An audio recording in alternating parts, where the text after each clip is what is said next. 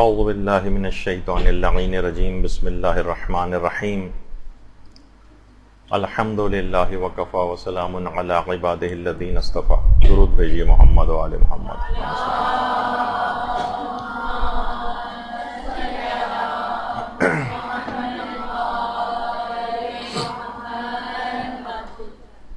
اور آج جو ہمارا عنوان ہے وہ ہے مجالس اعضاء میں جو کھلایا جانے والا کھانا یا جس کو آپ تبرک کہتے ہیں، اس کی کچھ فقہی احکام کیا ہیں، اس کے کچھ اخلاقی باتیں اس سلسلے میں کیا ہیں، اور اس کے متعلق جو اعتراضات عام طور پر کیے جاتے ہیں اس سلسلے میں علماء اس کا کیا جواب دیتے ہیں. دیکھیے، ایک ایسی چیز ہے یہ تبرک کہ شاید جس کو کھلانے والے، جس کو بانٹنے والے یا جس کو کھانے والے، کوئی بھی اس کے آداب سے اس حد تک واقف نہیں ہے کہ جتنا ہونا چاہیے. اس کے فقہی احکام سے اتنی لوگوں کی واقفیت نہیں ہے کہ جتنی ہونی چاہیے. اس کے فوائد اتنے زیادہ لوگوں کو پتہ نہیں ہے کہ جتنے ہونے چاہیے. اس کی اہمیت سے ہمیں نہیں نظر آتا کہ لوگ کما کہو اتنے واقف ہیں. اور اس سلسلے میں خاندان اہل بیت کی سیرت کیا ہے، اس سلسلے میں علماء کرام کی سیرت کیا ہے، اس سلسلے میں جو صالحین ہیں یا مومنین ہیں ان کی سیرت کیا ہے، یہ ہم کو دیکھنا ہوگا. دوسری طرف یہ کہ یہ کھانا کھلانا جو ہے یہ اب مراسم اعضاء کا ایک لازمی حصہ بن گیا ہے، لازمی حصہ. اور مجتہدین کی ایک بہت بڑی تعداد اس کو شاعر حسینیہ میں سے بھی قرار دیتی، یعنی اس کو دیکھ کر امام حسین کا غم اور ان کی مظلومیت کی یاد آتی. اب یہ اس کا شاعر حسینی میں سے اکثر علماء کی جو تعداد ہے وہ اس کو شاعر حسینیہ میں سے سمجھتی. لیکن جس طرح دیگر مراسم اعضاء ہیں، کچھ تو ایسی ہیں جس میں واقعتاً مراجع کا ایک فقہی اختلاف ہے، وہ اپنی جگہ پر، لیکن جو بالکل جائز، مباح، متفق علیہ جو رسومات عزاداری ہیں جن کو تمام علماء نے جائز اور مستحب کہا ہے، اس میں بھی اب کچھ افراد جن کی فکر کچھ وہابیت کی فکر سے متاثر ہے، وہ اس سلسلے میں بہت زبان اعتراض جو ہے وہ دراز کر رہے ہیں اور باقاعدہ ان چیزوں کے خلاف ایک مہم شروع کر رکھی، اور اپنے آپ کو کہتے ہیں کہ ہم اصلاح کر رہے ہیں. جو سو کالڈ مصلحین ہیں وہ ایک اعتراضات کا ایک طوفان عمومی زندگی میں بھی اور سوشل میڈیا پہ علی الخصوص اٹھا رہے ہیں. دیکھیے، ہمارے مراجع کرام انہوں نے ہمیشہ جائز اور مباح اور مستحب مراسم اعضاء کے خلاف اٹھنے والی جتنی تحریکیں ہیں ان کا مقابلہ کیا ہے، بلکہ ایک سیسا پلائی ہوئی دیوار کی طرح سے ان کے سامنے کھڑے. اور یہ ان مراسم جائز اور مباح اور مستحب مراسم کے خلاف یہ جو لوگ اس انداز سے کر رہے ہیں، اصل میں اس کو کہا جاتا ہے کہ وہابیت کی ایک سازش. یہی وجہ ہے کہ ہمارے مجتہدین میں سے آیت اللہ محمد حسین جو کاشف الغطا کے نام سے جن کی کتاب ایک ہے اصل الشیعۃ و اصولھا، اصل و اصول شیعہ کے نام سے اس کا اردو ترجمہ بھی ہوا ہے، وہ فرماتے تھے کہ عزاداری احیاء دین کا ذریعہ ہے اور عزائے حسین میں اٹھنے والے جتنے بھی شبہات ہیں یہ امویوں اور وہابیوں کی سازشوں کا حصہ ہیں. وہ فرماتے ہیں کہ اگر ان کا مقابلہ نہیں کیا اور یہ ہیلے بہانے سارے کارگر ہو گئے اور ان شاعر حسینی میں تعطل آ گیا اور آپ نے روک دیا ان کو، تو یہ ایسی مجالس کے خاتمے کا سبب ثابت ہوں گے کہ جس سے دین کا احیا وابستہ. تو ان لوگوں کی باتوں میں ہرگز نہ آیا جائے، ان کی باتوں پر بالکل کان نہ دھرے جائیں، اور ان مراسم اعضاء کو اسی طرح سے جاری و ساری رکھا جائے جیسے یہ اب تک جاری و ساری. اور باقاعدہ علماء نے تو اس سلسلے میں یہ بھی کہا ہے، جیسے کہ آیت اللہ سید جواد طباطبائی تبریزی، یہ ان کا فتویٰ ہے آپ کے سامنے. وہ کہتے تھے یہ مراسم اعضاء پر جو اعتراضات ہیں ایک بیہودہ کام ہے. دشمنان اسلام نے عزاداری کے خلاف مورچہ بندی کر لی، لیکن اس عظیم وسیلے کو لوگوں کے دلوں سے مٹانا ان کے بس سے باہر ہے. البتہ انہوں نے بیہودہ اور لغو قسم کے خلاف حقیقت اعتراضات کا بیج بونا شروع کر دیا، اس کی کوئی بنیاد نہیں ہے. اور ہمارے جو بزرگ علماء ہیں انہوں نے بالکل واضح انداز میں مراسم اعضا کے جواز کا فتویٰ دیا ہے. چند احمق اور عقل سے بے بہرہ افراد جو مراجع الزام اور علماء کے خلاف زبان درازی کر رہے ہیں کہ انہوں نے کیا خرافاتی رسمیں مثلا جو ہیں یہ قائم کر رکھی ہیں, ان کی کسی بات پر دھیان نہ دیا جائے اور ان کی ہر بات کو دیوار پر دے مارا جائے. یعنی یہ آج کل کیونکہ سوشل میڈیا پہ سب چیزیں بہت زیادہ سامنے آ رہی ہیں, اس وجہ سے یہ تمام چیزیں بھی آپ کے سامنے. اچھا, بعض اوقات کیا ہوتا ہے جب کسی رسم کو وہ دیکھتے ہیں کہ یہ چیز ختم نہیں ہو سکتی تو وہ اس کا متبادل پیش کرتے ہیں کہ بھائی کیا مناسب نہیں ہے کہ جو اتنے زیادہ اخراجات تبرک وغیرہ پر ہو رہے ہیں یہ ہم اس سے غریبوں کی امداد کرنا شروع کر دیں. تو دیکھیے وہ کسی عالم نے بڑا اچھا جملہ کہا ہے نا کہ کسی بھی غریب کو امام حسین کی آزاداری پر کمپرومائز کر کے اپنا پیٹ بھرنا قبول نہیں. کسی شیعہ غریب کو یہ بات قبول نہیں. اتنا بے غیرت اور اتنا کم ظرف کوئی بھی غریب سے غریب مومن بھی نہیں ہے کہ وہ کہے کہ آزاداری کے خرچوں میں کمی کرو اور میرا پیٹ بھرنے کے لیے مجھے پیسے دے دو. اس کو الحمدللہ اس کی برکتوں سے خود ہی اتنا پیٹ اس کا بھر جاتا ہے کہ ان کے پاس بھی بچ جاتا ہے, ان غریبوں کے پاس بھی جائے گا کہ وہ بھوکے رہ جائیں. تو کہتے ہیں کہ یہ ایسا کریں, آپ غریبوں کی امداد کر دیں. اچھا, یہی والا سوال اکثر, اب میرے پاس اتنا وقت نہیں کہ پورے فتوے پڑھوں, اس کا خلاصہ کر دیتا ہوں کہ امام خمینی سے بھی باقاعدہ پوچھا گیا. یعنی اس کا خلاصہ یہ ہے کہ یہ جو کتنے اس کے اوپر تبرک وغیرہ پر اتنے زیادہ مصارف ہوتے ہیں, اور تو کیا بہتر نہیں کہ ہم ان مصارف ان کے اوپر خرچ کرنے کے بجائے جو خانوادہ شہداء ہیں ان کے گھروں کی کفالت ہے, یا مجروحین انقلاب میں بہت سے زخمی ہیں, انقلاب کے دوران کتنے افراد زخمی ہوئے تھے, تو یہ ہم یہاں سے کٹوتی کر کے ان لوگوں کی امداد کر دی جائے. تو امام خمینی نے کہا نہیں, یہ مراسم سوگواری سید الشہداء جو ہے اس کو ہرگز ترک نہ کیا جائے. یعنی یہاں کا پیسہ کاٹ کے وہاں نہ دیا جائے. باقاعدہ مجتہدین نے اس کو یعنی دیکھا جائے تو اس وقت بڑا ایک انقلاب نیا آیا تھا اور کتنے لوگ شہید ہوئے تھے, کتنے لوگ زخمی ہوئے تھے, اور انقلاب کو اس وقت بہت پیسوں کی بھی ضرورت تھی, لیکن آزاداری کے اندر کسی قسم کی کمی, خاص طور پر تبرک کے لیے منع کر دیا. کہا نہیں, مراسم میں جو سوگواری سید الشہداء ہے یہ فوقیت رکھتی ہے, اس کو ہرگز ترک نہ کیا جائے اور ان کے اوپر خرچ کیا جائے. اچھا, اسی طرح سے بہت سارے ہمارے اور مراجع ہیں, جیسے آیت اللہ حافظ بشیر نجفی, وہ کہتے ہیں کہ بعض لوگ ہی کہتے ہیں کہ مجالس اعضاء, یہ ماتمی تنظیموں اور باقی شاعر حسینی اور امام حسین کے زائرین پر خرچ کرنے کی کوئی ضرورت نہیں ہے, یعنی ان کو کھانا وانا کھلانا, اور کہتے ہیں کہ اس مال کو فقراء پر خرچ کرنا چاہیے. وہ اس کے ذریعے شاعر حسینیہ کو روکنا چاہتے ہیں, ان کو فقراء سے کسی قسم کی کوئی ہمدردی نہیں.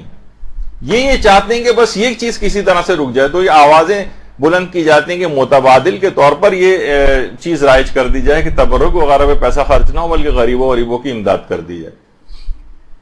اور باقاعدہ آیت اللہ صادق روحانی, ان سے بھی یہی والا سوال, بلکہ انہوں نے اپنے ایک فتویٰ میں سوال یہ پوچھا گیا کہ فقراء کو صدقہ کرنا زیادہ افضل ہے یا عزائے امام حسین میں مثلا تبرک وغیرہ کھلانا, کھانا کھلانا.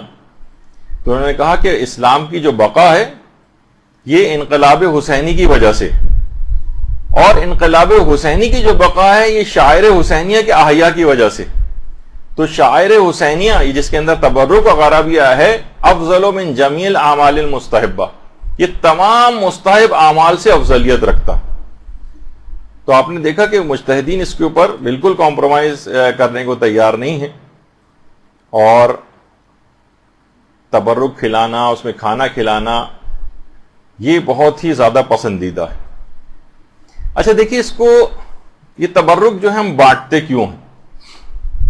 سب سے پہلے تو دیکھیے لفظ تبرک یعنی ان چیزوں کے ذریعے کبھی کبھار کچھ چیزوں کے اندر اسلام نے برکت رکھی.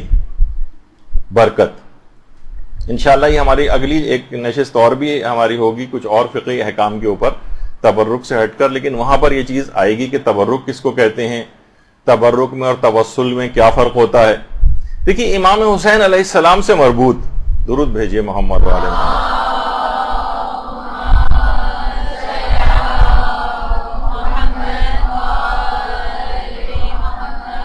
ہر چیز واجب الاحترام ہے جو بھی ان سے منسوب ہو جائے.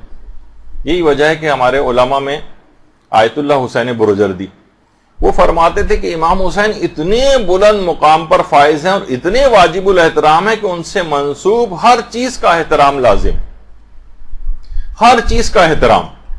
مثلا امام سے منسوب ہو گیا، مثلا اگر علم منسوب ہو گیا اب اس کا علم کا احترام ہو گیا، ابھی تک ایک کپڑا تھا اب اس کا ایک احترام آ گیا. مشق ایک عام مشق ہے، گھروں میں ڈیکوریشن پیس کے طور پر بھی بہت سی جگہوں پہ لٹکائی جاتی ہے، لیکن مشق سکینہ یا مشق عباس اب اس کو آپ عنوان دے دیں اب وہی قابل احترام ہو جائے گی. عام کپڑا ہوتا ہے، لیکن جب وہ خانہ کعبہ کے اوپر لگ جاتا ہے تو وہ قابل احترام ہو جاتا ہے. امام حسین اتنے بلند مرتبہ اور قابل احترام ہیں کہ ان سے منسوب ہر چیز کا احترام لازم ہے. اور مجالس اعضاء کا تبرک، جیسے کہ میں نے اس سے پہلے کہا کہ خود شاعر حسینی میں آیت اللہ اسحاق فیاض فرماتے ہیں کہ اہل بیت کہ عزاداروں کے لیے مجلس اعضاء کا تبرک کا اہتمام کرنا یہ تعظیم شاعر حسینی، تعظیم شاعر حسینی، یعنی آپ نے شاعر حسینیہ کی جو تعظیم کا ثواب ہے وہ آپ کو ملے گا تبرک کا اہتمام کرنے کے سلسلے میں. اچھا اب دیکھیے جو کھانا کھلانا ہے اس کی بڑی حکمتیں ہیں، بڑے فلسفے ہیں، اور اگر آپ عمومی اسلام کا مزاج دیکھیں تو اسلام بہانے سے کھانا کھلانے کی یا اطعام طعام کی ترغیب دلاتا ہے. اچھا اسلام ایک لحاظ سے ہمیں بہت سے احکام میں نظر آتا ہے کہ جیسے اسلام پیسے دینے کو ڈسکریج کر رہا ہو اور وہ کہتا ہے کہ نہیں کھانا ہی دو. مثلا روزوں کے فدیے کہ جناب بوڑھے افراد جو روزہ نہیں رکھ سکتے وہ فدیہ دیں، اور مثلا حاملہ عورتیں جو ہیں وہ روزہ جو نہیں رکھ پاتی ہیں وہ فدیہ دیں، یا بچے کو دودھ پلانے والی جو مائیں ہیں وہ فدیہ دیں. اسی طریقے سے مریضوں وغیرہ کے بھی احکام آتے ہیں. تو اسلام یہ کہتا ہے کہ نہیں پیسے نہیں دے سکتے، آپ کو کھانے ہی کی چیز دینی پڑے گی. بلکہ اکثر لوگ کہتے ہیں اچھا ہم راشن ڈلوا دیں، تو راشن کے اندر بھی اگر آپ ڈلوائیں تو اس میں آپ چائے نہیں دے سکتے، آپ پتی نہیں دے سکتے، آپ مسالے نہیں دے سکتے، آپ چینی نہیں دے سکتے، آپ نمک نہیں دے سکتے. آپ کو کھانے کی چیز دینی پڑے گی، کھانے کی. اسی طریقے سے جیسے جان بوجھ کر مثلا اگر کوئی روزہ توڑتا ہے، جیسے کفارہ عمدی جس کا دینا ہوتا ہے، یعنی 60 مسکینوں کو کھانا، یعنی 60 افراد کو یا تو کھانے، بالکل 60 افراد گن کے آپ ان کو 60 کھانوں کے پیسے نہیں دے سکتے، 60 افراد کو کھانا ہی دینا پڑے گا. یا تو مثلا دال دیں یا چاول دیں یا گوشت دیں، یا مثلا ان کو پکا کر پیٹ بھر کے کھانا کھلا دیں، یا روٹی بھی ان کو دے سکتے ہیں، لیکن آپ پیسے نہیں دے سکتے، آپ کو کھانا ہی دینا پڑے گا. اسی طرح سے مثلا حج کے کفارے، مثلا مردوں پر بند گاڑی کا سفر جو ہے وہ حرام ہو جاتا ہے اور ایک کفارہ ان کو دینا پڑتا ہے. اور اس کے اندر بھی ہے کہ جانور ذبح کرو اور اس کا گوشت غریبوں تک پہنچاؤ. یا مثلا کھانے میں اگر الائچی کا استعمال کیا جائے تو مرد اور عورت دونوں کے لیے ہے کہ ان کو کفارہ دینا پڑتا ہے. زعفران ہے. اسی طریقے سے مثلا قسم توڑنے کے کفارے، اس میں بھی یا تو کھانا دو یا لباس دو. یا مثلا بقرہ عید کی جو مستحب قربانی ہے اس میں بھی یہ سوال آتا ہے کہ کیا ہم اس سے بہتر نہیں کہ جانور ذبح کرنے سے بہتر ہم غریب کو کھانا دے دیں، غریب کو ہم پیسے دے دیں. تو اس کے اندر بھی ہے کہ نہیں، آپ کو جانور ہی ذبح کروانا ضروری، اس کی جگہ پیسے نہیں دے سکتے. اسی طریقے سے عقیقے میں سوال اٹھتا ہے کہ عقیقے کے اندر کیا جانور کو ذبح کرنا ہی ضروری ہے، اس کا گوشت پہنچانا ہی ضروری ہے، یہ ہے کہ اس کے بجائے ہم غریب کو پیسے دے دیں؟ نہیں، اس میں بھی ہے کہ جناب ذبح کریں اور اس تک گوشت پہنچائیں، کھانے کی چیز. اور کھانے میں بھی اس طرح سے ہم گوشت بھی پہنچا سکتے ہیں، لیکن عقیقے میں ایک اور مستحب حکم بھی ہے، یا بہتر اس کو سمجھا گیا ہے کہ مائن و ملہن، پانی اور نمک کے ساتھ اس گوشت کو پکایا جائے، یعنی سالن پکا کے شوربہ وغیرہ کے ساتھ یہ غریب کو دیا جائے تاکہ اس کو وہ کھا لے. تو اسی طریقے سے اگر ہم ویسے بھی دیکھیں تو جنت کی جتنی نعمتوں کا تذکرہ ہوتا ہے اس میں وہی کھانے پینے کی چیزیں، یعنی اسلام اس کی بہرحال ایک ترغیب دلاتا ہے، اس کی ایک اہمیت ہے. اور یہی وجہ ہے کہ روایتوں میں بھی یہ بات آئی ہے کہ جو تم نے کھا لیا وہ گیا، یعنی وہ تو اب باقی نہیں رہے گا، لیکن جو تم نے کھلایا وہ وسعت پذیر ہو جائے گا، یعنی اب اس کی جزا باقی رہے گی. یہی وجہ ہے کہ ہمارے چھٹے امام جعفر صادق علیہ الصلوۃ والسلام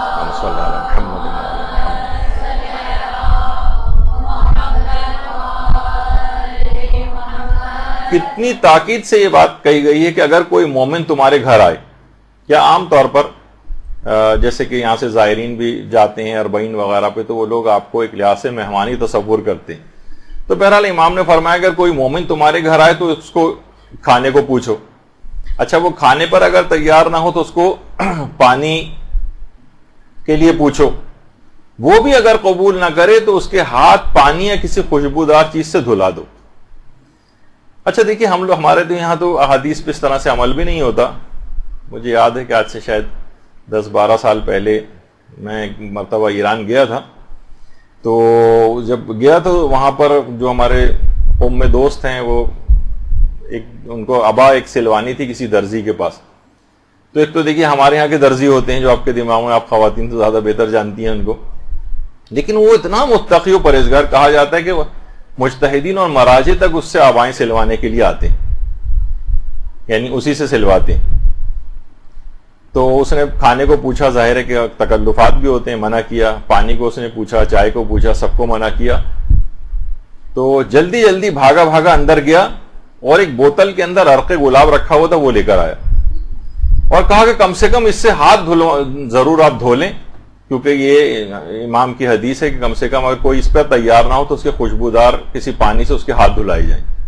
تو اس حد تک دیکھیے لوگ تقوی، پرہیزگاری، ائمہ کی احادیثوں کے اوپر عمل اس طرح سے کرتے ہیں. تو اب یہ جو تبرک وغیرہ ہے اس کے دیکھیے فقہی احکام بھی. اب یہ جب بھی آپ دیکھ رہے ہیں کہ اس کی اتنی اہمیت ہے کہ کھانا کھلانے کے حوالے سے کہ مہمان کے لیے اچھا نہیں سمجھا گیا ہے کہ وہ میزبان کی اجازت کے بغیر مستحب روزہ رکھے. مستحب روزہ اچھا کیونکہ ممکن ہے کہ میزبان اس کے لیے کھانے کا اہتمام کرے اور وہ ضائع ہو جائے، وہ کہے کہ بھائی میں نے تو روزہ رکھا ہوا ہے. اور اسی طرح سے میزبانی کے آداب میں سے بھی ہے کہ مہمان کو بتا کر میزبان مستحب روزہ رکھے، کیونکہ ممکن ہے کہ میزبان نے روزہ رکھا ہے تو شرما حضوری میں مہمان بھی کھانا نہ کھائے، خود بھوکا رہے. تو یہ کھانا کھلانے کے اعتبار سے بھی اس کی اتنی اہمیت، اور اتنی اہمیت ہے اس بات کی کہ حضرت ابراہیم علیہ الصلوۃ والسلام، یہ ان کی قبر مبارک ہے، حضرت ابراہیم کی درود بھیجیے محمد علیہ محمد،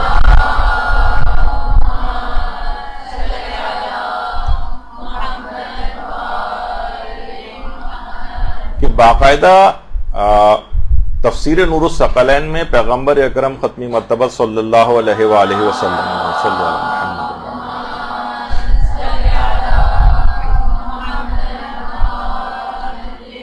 اس کی پہلی جلد میں پیغمبر نے 3 وجوہات بتائی ہیں کہ جن وجوہات کی بنا پر حضرت ابراہیم کو خلیل خدا ہونے کی خصوصیت ان کو عطا ہوئی. ان میں سے ایک یہ ہے کہ وہ مہمانوں کو کھانا کھلاتے تھے.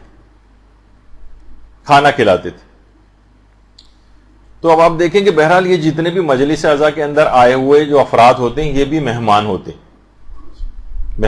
آپ انہیں فون کر کے بلاتی ہیں، آپ انہیں دوسرے افراد کے ذریعے کہتی ہیں کہ ان کو لے کر آئیے گا، آپ پرچے تقسیم کرواتی ہیں. بہت سے افراد اخبارات میں اشتہارات دے کر لوگوں کو مہمان بلاتے ہیں، یہ مہمان. جب ابراہیم خلیل خدا اتنا بڑا مقام اللہ کے دوست ہونے کا حاصل کر سکتے ہیں مہمانوں کو کھانا کھلانے پر، تو مومنین کرام کو کسی اعتبار سے کسی درجے کے اندر اللہ کے نزدیک کوئی مقام ملنا کون سی بڑی بات ہے. جب خود خدا کے نبی کو، جو پیغمبر اسلام کے بعد سب سے افضل ترین نبی،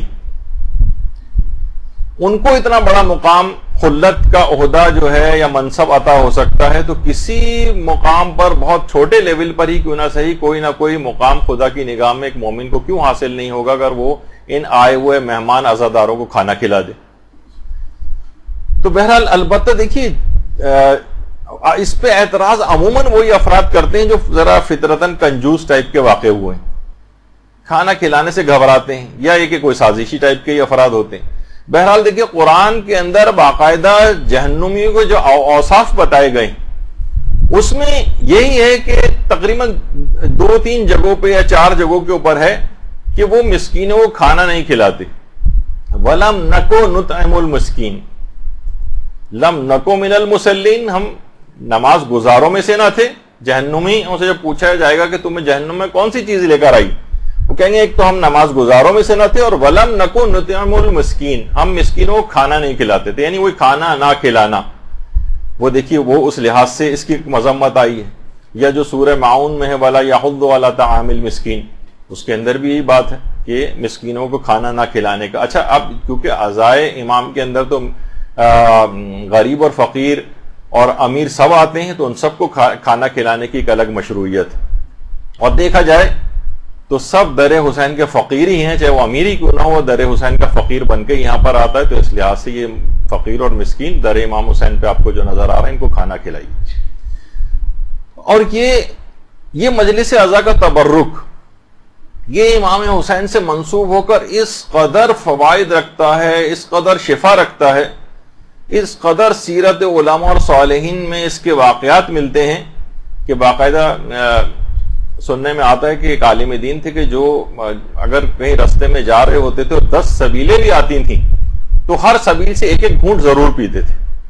یعنی اس کے اندر ایک ایسی شفا اور ایک ایسی برکت ہے، کس نے کس خلوص کے ساتھ یہ تمام جو ہے چیزیں لگائی ہیں بارگاہ امام حسین میں. اگر یہ چیز قبول ہو جائے تو وہ کتنی برکت اور شفا کا باعث ہو جائے گی. یہی وجہ ہے کہ جو آیت اللہ تہرانی کے بیٹے فرماتے ہیں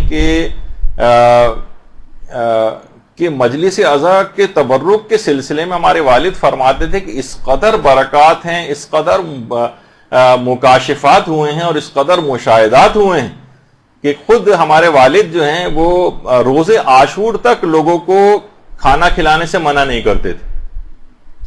اور اگر کوئی ایام عزا میں بھی جب کبھی کہیں پر بھی کھانے کے لیے اگر کوئی بلاتا تھا کہ یہاں پر آئیے، یہاں پر طعام ہے، تو خود ضرور آیت اللہ تہرانی اس کے اندر جاتے تھے. ان کے بیٹے فرماتے ہیں اور کبھی کسی وجہ سے نہیں جا پاتے تھے تو ہمیں اپنی اولادوں میں سے کسی کو بھیجتے تھے کہ جاؤ اور وہاں جا کر تب مجلس عزا کا تبرک لو اور کھاؤ.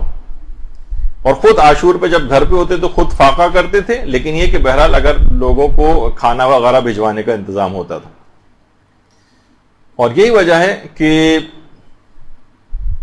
علی اکبر محتشمی پور حجت الاسلام وہ یہ فرماتے ہیں کہ جس زمانے میں امام خمینی، بلکہ جو واقعہ جو یہ بات بتا رہی ہیں برداشت تھا یا سیرہ امام خمینی کے نام سے کئی والیوم میں کتاب لکھی گئی امام خمینی کی سیرت پہ، اس کے اندر حجت الاسلام علی اکبر محتشمی پور کا یہ جملہ ہے کہ امام خمینی جب فرانس میں پیرس میں جلا وطن تھے تو نوفل لو شاتو کا جو علاقہ تھا وہاں پر ان کو جلا وطن کیا گیا تھا. نوفل لو شاتو کا علاقہ جو پیرس میں تھا، یعنی اس کی اتنی شہرت ہوئی ہے کہ اس کے بعد ایرانیوں نے باقاعدہ ایران کے اندر بھی ایک علاقے کا نام جو ان کا ایڈمنسٹریٹو سب ڈویژن ہے اس کا نام بھی نوفل لو شاتو رکھ دیا تھا. تو امام خمینی جب فرانس میں تھے تو فرماتے ہیں کہ عاشور کے روز امام خمینی اپنے مکان پر آئے ہوئے جتنے افراد تھے ان سب کے لیے تبرک اور کھانے کا انتظام کیا کرتے تھے عاشور کے روز. تو علماء کی سیرت میں بھی یہ بات ملتی. اور آج یہ اعتراضات کیے جاتے ہیں کہ یہ چیز بدعت ہے اور یہ چیز کوئی ضروری نہیں ہے اور یہ غریبوں کو جو ہے وہ دے دینی چاہیے، جبکہ اس کی مشروعیت بالکل ثابت ہے. اور علماء کی ایک بہت بڑی اکثریت اس کو شاعر حسینیہ میں سے بھی قرار دیتی. اور کچھ اگر شاعر حسینیہ میں سے نہیں بھی سمجھتے ہیں تب بھی اس کو مستقل ایک مستحب ضرور سمجھتے ہیں. تو بہرحال اس کو کسی بھی صورت جو ہے بذل طعام یا اطعام الطعام عزائے امام حسین کے اندر یہ مستحبات میں سے قرار دیا گیا. اچھا اس کی جو مشروعیت ہے، جب کبھی ہو سکتا ہے یہ آپ تک بھی یہ بات پہنچے کیونکہ یہ بات پھیلنا شروع ہو گئی ہے تو آپ کے پاس دلائل ہونے چاہیے کہ بھائی یہ چیز تو خود شریعت کے اندر موجود ہے کہ مجلس عزا کے سلسلے میں تبرک اور کھانے کا انتظام کرنا. ایک معتبر روایت ہے ہمارے ہاں جو کہ وسائل الشیعہ کی 3 جلد میں بھی ہے، شیخ حر عاملی نے لکھی ہے، اور الحدائق الناظرہ یوسف بحرانی کی اس کے اندر بھی یہ روایت موجود ہے، اور معالی السبتین اس کے اندر بھی یہ روایت موجود ہے اس کی 2 جلد میں کہ ہمارے چوتھے امام زین العابدین علیہ الصلوۃ والسلام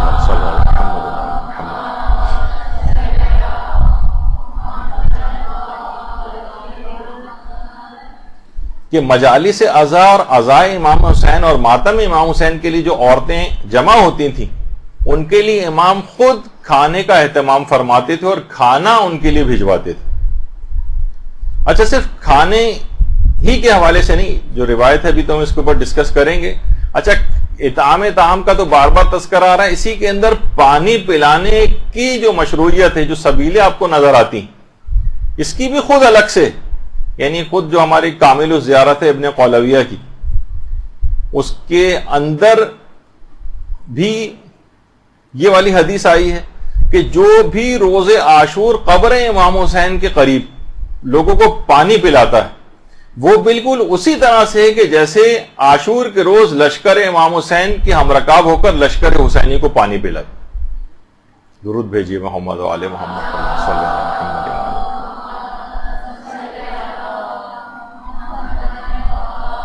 تو فقط صرف اس سے متعلق ہی نہیں کہ صرف قبر امام کے قریبی کوئی موجود ہو، بلکہ امام حسین کے نام پر کسی بھی جگہ پانی پلائے تو انشاءاللہ اس کو یہی ثواب حاصل ہو. جیسے امام حسین کے ہم رکاب ہو کر لشکر امام حسین کو عاشور کے روز پانی پل، جبکہ سب کتنے پیاسے تھے، ان کو پانی پلانے کا ثواب کس قدر عظمت رکھتا تھا، وہی ثواب ان پانی پلانے والوں کو بھی ملے گا. تو یہ جو سبیلیں لگاتے ہیں اور یہ کہ ان کو بتایا جائے کہ کتنا عظیم ثواب ہے اس چیز میں. تو اچھا واقع کربلا کے بعد جو مجالس بھی مدینے کے اندر منعقد ہوتی تھیں ان کے اندر بھی تبرک تقسیم ہوتا تھا. اور اس لحاظ سے بھی وہ جو آپ ایک سنتی ہیں کہ ہمارے پانچویں امام محمد باقر علیہ الصلوۃ والسلام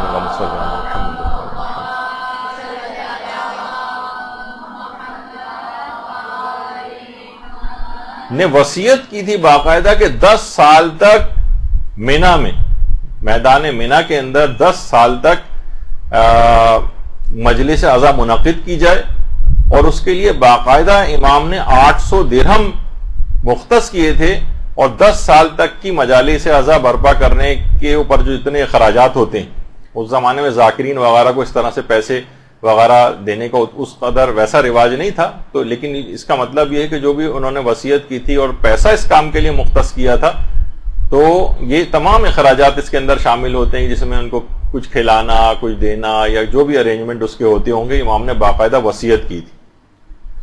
اور آج بھی وہ تو پرانا مینا تھا، اور آج اب تک جتنے بھی شیعہ حجاج ہیں اس کے اوپر عمل کرتے ہیں، اور باقاعدہ تقریباً تمام کاروان میدان مینا میں ایک مجلس عزا امام محمد باقر علیہ السلام کی اس وصیت کے مطابق اس کے اوپر عمل کر کے ایک مجلس عزا برپا کرتے ہیں، اور لوگوں کو وہاں تبرک بھی دیا جاتا ہے، کھانا وغیرہ بھی کھلایا جاتا ہے. اور باقاعدہ جو ابھی آپ نے جو روایت سنی کہ امام سجاد خود کھانا پکوا کر جو ہے وہ اس کا اہتمام کرتے تھے، باقاعدہ آیت اللہ تقی مدرسی جب ان سے اس روایت کے متعلق سوال کیا گیا تو اس میں بھی انہوں نے اسی بات کو کہا اور اس روایت کو انہوں نے معتبر قرار دیا. اچھا روایت کیا ہے؟ روایت ہے کہ لما قتل الحسین ابن علی، یعنی جب امام حسین قتل ہو گئے تو نساء بنی ہاشم انہوں نے سیاہ لباس جو ہے وہ پہنے، اور وہ کسی سے بھی سردی اور گرمی کی کوئی شکایت نہیں کرتی تھی. وَكَانَ علی ابن الحسین، یعنی ہمارے امام زین العابدین علیہ السلام یعملوا لہن الطعام للماتم، اس مجلس عزا اور اس ماتم کے لیے باقاعدہ کھانے کا اہتمام فرمایا کرتے تھے.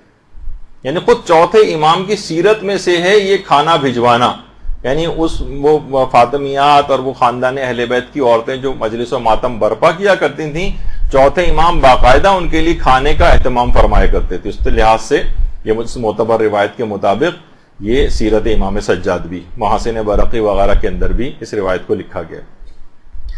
اس کے علاوہ ایک اور روایت اب ذرا تاکہ آپ کے سامنے یہ سب چیزیں رہیں، اور کہ یعنی ایسا نہیں کہ بس لوگوں کے پیٹ بھرنے کے لیے، ایک دل بستگی کے لیے یا اپنے خواہش نفس کے لیے کوئی انسان کھانا کھلاتا ہے، لوگ کھانا کھاتے ہیں، بلکہ یہ خود اس میں مشروعیت ہے، اس میں شرعی پہلو ہے. کہ حضرت موسیٰ علیہ السلام کی ایک حدیث ہے جس کو علامہ فخر الدین الطروحی نے مجمع البحرین جو کتاب ان کی ہے اس کے اندر اس کو لکھا ہے، اس کی 3 جلد میں، کہ حضرت موسیٰ نے ایک دفعہ پروردگار عالم سے کہا کہ پروردگار، امت محمدی کو کن خصوصیات کی بنا پر تمام امتوں کے اوپر فضیلت حاصل، کن خصوصیات کی بنا پر؟ تو پروردگار عالم نے کہا کہ 10 خصوصیات کی بنا پر امت محمدی کو دیگر امتوں کے اوپر فضیلت حاصل. تو حضرت موسیٰ نے کہا کہ پروردگار وہ 10 خصوصیات کون سی ہیں تاکہ میں وہ بنی اسرائیل کو تعلیم دوں اور وہ بھی اس کے اوپر عمل کریں. فرمایا وہ 10 خصوصیات میں سے ایک ہے نماز، ایک ہے مثلا روزہ، زکوٰۃ، حج، جہاد، جمعہ، نماز جماعت، قرآن، علم اور عاشورہ. حضرت موسیٰ نے فوراً کہا کہ پروردگار یہ عاشورہ کیا ہے؟ تو کہا کہ سبت نبی پر گریہ و بکا کرنا اور محمد مصطفیٰ کے بیٹے کی مصیبت پر گریہ و زاری کرنا. اور سبت نبی کے یا محمد مصطفیٰ کی بیٹی کے بیٹے کی مصیبت پر اگر کوئی بندہ اپنے مال سے کچھ بھی اس فرزند مصطفیٰ کی محبت میں کھانا کھلائے تو خدا دنیا کے 1 درہم کے بدلے اسے دنیا میں 70 درہم کے برابر برکت عطا کرے گا اور جنت میں اسے عافیت کے ساتھ داخل کرے گا اور اس کے تمام گناہوں کو معاف کر دے گا. آپ لوگوں نے بڑے آرام سے اس حدیث کو سن لیا بغیر درود کے. اللہم صلی علی محمد و علی محمد.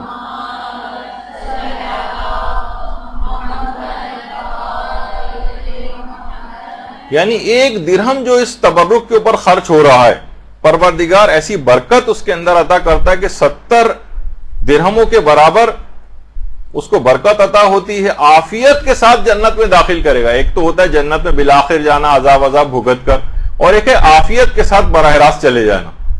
یہ اس کو حاصل ہوگا اور اس کے تمام گناہوں کو پروردگار عالم معاف کر دے گا.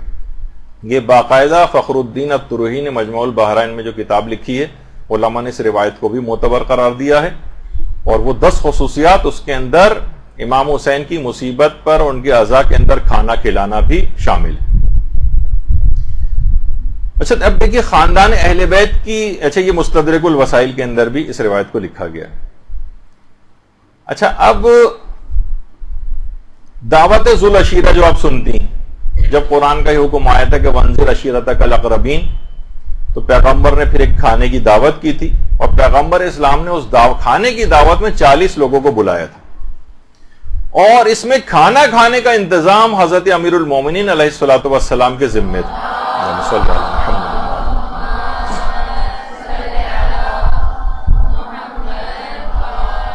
بغیر کھانے کے بھی بلایا جا سکتا تھا، اور وہ تو کفار تھے، لیکن یہ ایک ایسی حکمت اس کے اندر ہے کھانا کھلانے کے اندر کہ اس کے بعد انسان ہر بات کو قبول کر لیتا ہے، سن لیتا ہے. ایک نہیں بلکہ 3 دن تک وہ دعوت ہوئی تھی، دعوت ذو العشیرہ.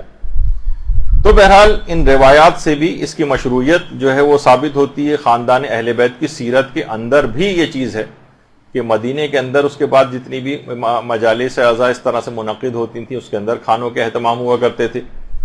اور خاندان اہل بیت کی سیرت کے مطابق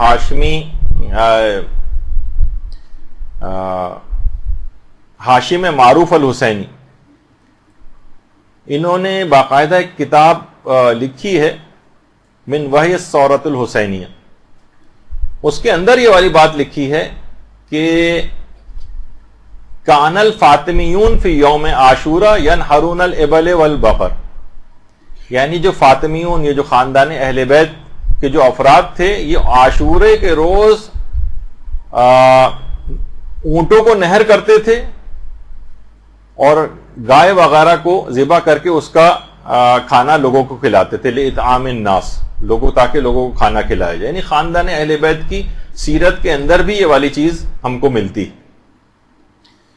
تو اس کی بہت ساری اور بھی اس کی وجوہات ہیں. مثلا تبرک کھلانے کے لیے دیکھیے سب لوگ آج کل یہ کنارہ ایک لگنا شروع ہو گیا کہ تبرک کھلانا بدعت ہے. یہ تو ہوتا ہی نہیں تھا اس زمانے میں، یہ لوگوں نے بعد میں شروع کر دیا، اسی کو تو بدعت کہتے ہیں. دیکھیے تبرک کھلانے کے لیے سب سے کم جو دلیل ہے وہ یہ کہ اس سلسلے میں کوئی منع وارد نہیں ہوئی ہے. مثلا منع نہیں کیا گیا کہ اس کے بعد تبرک کھلایا جائے، تو منع نہ ہونا خود دلیل اباحت، یعنی مباح ہونے کی اور جائز ہونے کی ایک دلیل ہے کہ اس کام کو منع نہیں کیا گیا. لیکن کتنے اور حوالے ہیں جس سے اس کی مشروعیت ثابت ہوتی ہے، اس کا استحباب ثابت ہوتا ہے، اور بہت سے الگ الگ حوالے ہیں. یہاں پر آپ کی جو ابھی تو کلاسز اب شروع ہوئی ہیں، اس سے پہلے جو ریگولر کلاسز ہو رہی تھیں تو مولانا غلام مرتضی نقوی صاحب نے پوری 2 کلاسز کھانا کھلانے کی فضیلت پہ جو احادیث اور قرآن کے اندر جو آیات وغیرہ آئی ہیں اس کو تفصیل سے بیان کیا تھا کہ پورے 2 لیکچرز کے اندر. جو ظاہر ہے ہمارا ابھی وہ موضوع نہیں ہے، لیکن اطعام مومن کی کتنی فضیلت بیان ہوئی ہے. اور اس کے علاوہ مثلا استجابت دعوت مومن، یعنی مومن اگر کو دعوت دی جائے تو اس کے لیے دعوت کا قبول کرنا مستحب ہے، اس عنوان سے بھی اس کا استحباب ہے. احسان کی فضیلت کے تحت بھی اس کو علماء ذکر کرتے ہیں، اس کی مشروعیت کو. یا مثلا مومن کے دل میں خوشی کا داخل کرنا، یہ خود مثلا جب کسی کو کھانا کھلاتے ہیں ظاہر ہے وہ آدمی خوش ہوتا ہے، اس کا اکرام ہوتا ہے، اس عنوان کے ذریعے بھی اس کی ایک شرعی جو ہے وہ اس کے اندر مشروعیت پائی جاتی ہے. اور یہ خاص طور پہ استجابت دعوت مومن، یعنی مومن نے اگر آپ کو کھانا کھانے کی دعوت دی، اس کی اتنی اہمیت ہے کہ مستحب روزہ تک، چاہے ابھی 5 منٹ رہ گئے افطار میں، تب بھی 5 منٹ پہلے بھی اس نے اگر آپ کو 10 منٹ پہلے بھی اگر اس نے آپ کو افطار کی دعوت دی ہے، کھانے کی دعوت دی ہے، تو مستحب ہے آپ کے لیے کہ اس روزے کو توڑ دیں، اپنے مستحب روزے کو. اور جائز ہے خود آقا شیستانی کے نزدیک ویسے بھی کہ جائز ہے کہ قضا روزہ بھی اگر آپ نے رکھا ہوا ہے تو ظہر سے پہلے بھی اس کو توڑا جا سکتا ہے. البتہ وہ کہتے ہیں کہ اس کا کسی دعوت مومن پر قضا روزے کو ظہر سے پہلے توڑنا یہ مستحب نہیں ہے، لیکن جائز ہے. ظہر سے پہلے، ظہر کے بعد تو نہیں توڑا جا سکتا. اور کچھ علماء تو ہمارے ایسے گزرے ہیں کہ جیسے مثلا آیت اللہ خوئی یا موجودہ مراجع میں سے آیت اللہ اسحاق فیاض یا آیت اللہ تقی مدرسی، اور بہت سے علماء ہمارے ایسے ہیں جو کہتے ہیں کہ ظہر سے پہلے اپنا قضا واجب روزہ بھی اگر آپ نے رکھا ہوا ہے ظہر سے پہلے، اور مومن کوئی کھانے کی دعوت دے تو مستحب ہے کہ قضا روزہ توڑ دیں، بشرطے کہ اس میں وسعت ہو، یعنی رمضان بہت قریب نہ ہو کہ اس کے بعد آپ کے روزے جو ہیں وہ چھوٹ جائیں گے آپ کے، ایسا نہ ہو، یعنی وقت میں وسعت ہو تو آپ توڑ سکتے ہیں. تو دیکھیں کس حد تک اس کے اندر اس کی وہ ہے مومن کی دعوت کو قبول کرنا. اسی طریقے سے مثلا نظر وغیرہ جو لوگ کرتے ہیں کہ میرا فلاں کام ہو گیا تو میں مومنین کو کھانا کھلاؤں گا، میں فلاں کام ہو گیا تو مثلا میں جو ہے ایک بکرا مثلا عزائے امام میں تبرک کے طور پر لوگوں کو کھلاؤں گا. البتہ اس کے اندر اس بات کی احتیاط رکھنی چاہیے کہ اگر پورے بکرے کی نظر کی ہے کسی نے تو پھر علماء اس میں ایک احتیاط لگاتے ہیں بہت سے کہ پھر اس کی کھال اور پائے کو بیچ کر بھی اسی مصرف میں لگانا ضروری ہو جاتا ہے. ایک ہوتا ہے کہ نا آپ نے کہا صرف گوشت نکاح، پورے بکرے کی اگر نظر کی تھی آپ نے تو پھر کھال اور پائے کو بھی بیچ کر اسی مصرف کھانے کے اندر لگانا پڑے گا. تو بہرحال اس قدر مشاہدات اس کی برکت کے ہوئے کہ باقاعدہ اصفہان کے ایک عالم دین کا واقعہ علماء نے کتابوں میں لکھا ہے کہ وہ ان کے گھر میں نماز فجر کے بعد مجلس عزا ہوتی تھی، اسی میں وہاں ناشتے اور تبرک وغیرہ کا انتظام بھی ہوتا تھا. پہلے چائے ہوتی تھی، اس کے بعد پھر ناشتہ وغیرہ بھی. اچھا یہ خود کیونکہ عالم دین تھے، بزرگ عالم دین تھے، ایک کونے میں جا کر بیٹھ جاتے تھے، لیکن ان کی اولاد، ان کے شاگرد، ان کے کچھ پڑوسی یہ آتے تھے اور عزاداروں کی خدمت کرتے تھے، کھانا وانا لگاتے تھے، کھانا اٹھاتے تھے. ایک دن وہ افراد جو کھانا کھلانے کا ایک گروپ آتا تھا ان کے پاس، اس کو آنے میں دیر ہو گئی اور مسجد سے نماز پڑھ کر مہمان پہلے آنے لگے. اچھا ان کو آتے ہی چائے پیش کی جاتی تھی. اچھا اب یہ پریشان ہوئے کہ وہ جو سارا انتظام کرتے ہیں ان میں سے تو کوئی آیا نہیں ابھی. انہوں نے کیا کیا کہ اپنی ابا اتار کر ایک طرف رکھی اور خود مہمانوں کو چائے سرو کرنا شروع کر دی. فرماتے ہیں کہ اسی رات خواب میں حضرت فاطمہ الزہرا سلام اللہ علیہا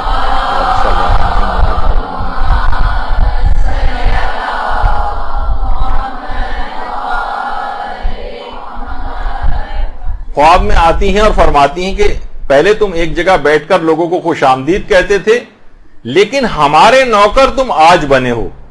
یہ جو تم نے اپنے ہاتھوں سے سرو کر، یعنی جو تم نے کیا ہے، تم نے لوگوں کی خدمت کی ہے اور لوگوں کو اٹھ کر چائے دی ہے، اصل خدمت اور نوکری تم نے آج کی.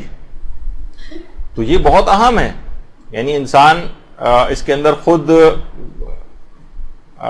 حصہ لے اور ان تمام چیزوں کے ضروری ہے کہ اس کے فقہی احکام، ان کی شرائط وغیرہ کو بھی مد نظر رکھے. تبرک کی کچھ شرائط بھی ہیں، کچھ اس کے فقہی احکام بھی ہیں. پہلی تو چیز سب سے یہ ہے کہ اس میں مکمل خوشنودی خدا یا خوشنودی امام حسین کی نیت ہونی چاہیے.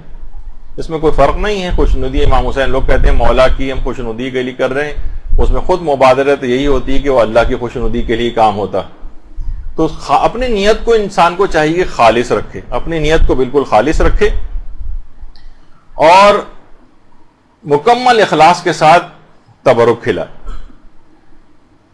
وہ دیکھیے وہ ہے نا کہ جو کہ سورہ دہر کی بھی آیات ہیں، جسے سورہ انسان بھی کہا جاتا ہے اس سورے کو، کہ اس کے اندر یہی بات کہی گئی، انما نطعمکم لوجہ اللہ لا نرید منکم جزاء ولا شکورا، جزاء ولا شکورا، ہم صرف اور صرف لوگوں کو پروردگار عالم کی وجہ سے کھلاتے ہیں، اور کسی اور شخص سے ہمیں کوئی جزا اور کوئی شکریہ نہیں چاہیے، مکمل اخلاص کے ساتھ کھلانا۔ یہ خود قرآن کے اندر اس کی علماء نے کہا کہ اتنے اس میں اخلاص کی ضرورت ہے، کھانا کھلانے میں خوشنودی پروردگار کی ہے، مثلا خوشنودی امام حسین اگر آپ کہیں تو اس کی نیت ہونی چاہیے۔ اچھا پھر اور کسی کی کوئی تعریف وعریف کا، کسی کی شکریہ کا کہ ہم نے اتنا اچھا کیا لیکن انہوں نے اس کے باوجود نہ کوئی شکریہ ادا کیا، نہ کوئی رسپانس دیا، نہیں، جن کے لیے کیا ہے وہ ان کی طرف سے شکریہ کی توقع ہونی چاہیے، لوگوں کی نہیں ہونی چاہیے۔ اچھا پھر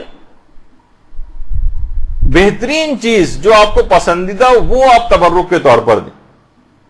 لن تنالوا البر حتى تنفقوا مما تحبون، جو قرآن کی آیت ہے سورہ آل عمران کی، کہ تم نیکی تک اس وقت پہنچ ہی نہیں سکتے جب تک کہ راہ خدا میں اس چیز کا انفاق نہ کرو جس کو تم سب سے زیادہ پسند کرتے ہو، یعنی پسندیدہ چیز ہونی چاہیے۔ یہی وجہ ہے کہ اصول کافی کے جو چوتھی جلد ہے اس میں باقاعدہ یہ والی روایت موجود ہے کہ انفاق جب انسان کرے راہ خدا کے اندر تو اسے اپنی محبوب چیز راہ خدا میں انفاق کرنی چاہیے۔ امام کو علم ہوا کہ کسی شخص نے چینی شکر کو راہ خدا میں دیا ہے، تو امام نے اس کو بلایا اور یہ والی آیت یاد دلائی کہ اپنی محبوب چیز کو راہ خدا میں دینا ہوتا ہے۔ یہ تم نے کیا دیا ہے؟ کہا کہ مولا یقین کیجئے کہ مجھے شکر سب سے زیادہ محبوب ہے، میں نے اسی چیز کو ہی راہ خدا میں دیا ہے۔ تو دیکھیے کوئی خراب کوالٹی کی کوئی چیز نہ ہو، کوئی مضر صحت چیز نہ ہو تبرک کے اندر، کیونکہ راہ خدا میں محبوب چیز دینی ہے۔ اگر آپ نے خراب یا بیکار سی کوئی چیز یا مضر صحت کوئی چیز اگر دی ہے تو یہ سوء ادب ہے، ایک تحقیر ہے۔ یہ راہ خدا کے اندر آپ دے رہے ہیں، گویا خدا کے ہاتھ میں چیز جا رہی ہے اور آپ ایک حقیر چیز دے رہے ہیں۔ بہتر سے بہتر چیز ہونی چاہیے، کوالٹی کے بھی اعتبار سے، کوانٹٹی کی بھی اعتبار سے۔ ابھی آتی ہے اس کی تفصیل آگے، اور یہی وجہ ہے کہ سورہ بقرہ کے اندر بھی بات آئی کہ یا ایھا الذین آمنوا انفقوا من طیبات، یعنی بہتر سے بہتر، پاکیزہ سے پاکیزہ چیز۔ اب یہ دیکھیں کہ جو بھی آپ تبرک پکوا رہی ہیں اس کے اندر گھی اور تیل اگر مضر صحت، مثلا آپ نے کیٹرنگ والے کے ذمہ ڈال دیا اور وہ پتہ نہیں کون کون سے تیل اور گھی اس کے اندر جو ڈال رہے ہیں مضر صحت، سستے ترین، لوگوں کی صحتیں اس سے خراب ہو رہی ہیں۔ مومنین کی صحتوں، دیکھیں مومنین کے جسموں کے اندر یہ چیز جائے گی، تو اچھی سے اچھی چیز کا آپ کو انتخاب کرنا ہے۔ اور صرف یہ نہیں کہ نیت اچھی، اس میں یہ بھی ہو کہ یعنی ریاکاری اور دکھاوے کی نیت نہ ہو۔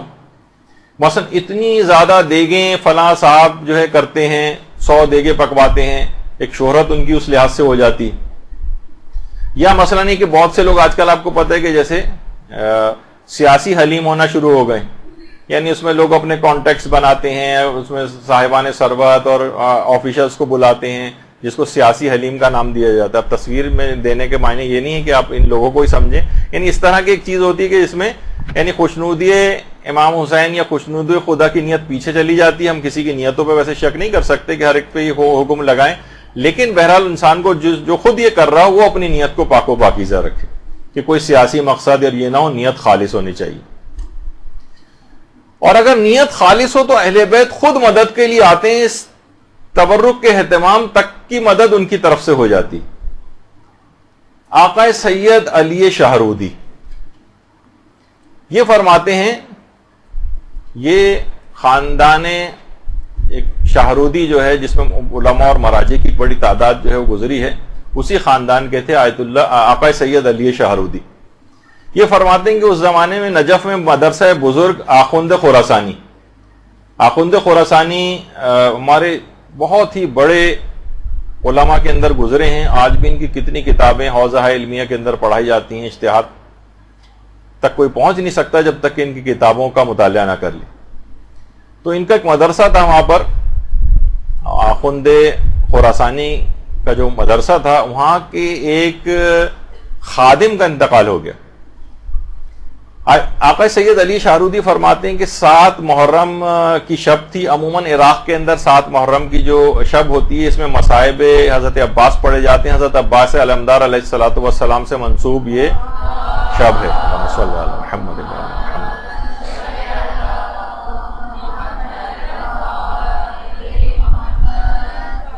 اچھا، اس کے اندر شروع میں چائے وغیرہ تبرک کے طور پر ہوتی ہے، پھر کھانے کا بھی اہتمام تھا. اچھا، اس زمانے میں کوئی وہ نہیں تھا کہ بہت بڑی تعداد ہی ہمیشہ مجالس کے لیے، مدرسے کے ہی ایک خادم کی مجلس ترہیم تھی، تو اس میں کم افراد مدعو تھے. صرف 7 افراد مدعو تھے اس مجلس میں، اور 7 افراد ہی کے لیے کھانے کا اہتمام کیا گیا تھا. اور اس مجلس کے اندر آقا شیخ عبد الحسین خراسانی، ان کو مجلس پڑھنا تھی.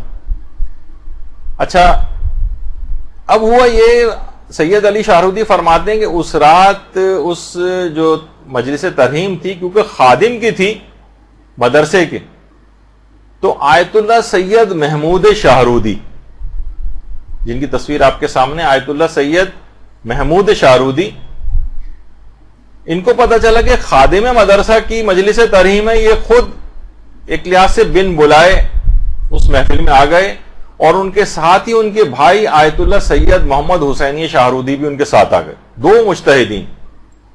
اچھا، جب یہ 2 افراد آئے تو ان مجتہدین کو دیکھ کر دیگر بہت سارے افراد بھی ان کے ساتھ آ گئے. کھانا مشکل سے 7 افراد کا اہتمام تھا، اور 24 سے زیادہ افراد آ گئے وہاں پر. ظاہر مجتہدین کو دیکھا دیکھی لوگوں نے کہا یہ جا رہے ہیں تو ہم لوگ بھی چلتے ہیں ساتھ میں. 24 افراد، اور کھانا دستیاب اتنا تھا نہیں. اچھا، اس زمانے میں بازاروں میں اتنے ایزیلی کھانے اویلیبل نہیں ہوتے تھے. کم پڑ گیا تو بازار سے لے آؤ، ہوم ڈیلیوری سے منگا لو، یہ تو اس زمانے میں نہیں ہوتا تھا. اب بانی مجلس سخت پریشان ہو گئے. بانی مجلس بڑے پریشان ہوئے. سید علی شاہرودی کہہ رہے ہیں کہ ظاہر ہے کہ اتنے بڑے علماء اور مجتہدین آئے ہیں، کھانا کم پڑ جائے کتنی بے عزتی اور شرمندگی کی بات ہے. گھر سے باہر نکل کر پریشانی کے عالم میں آئے سڑک پر، اور سر سے عمامہ اتار دیا، اور روضہ ابو الفضل العباس علیہ السلام کا رخ کیا. اللہم صلی علی محمد و علی محمد.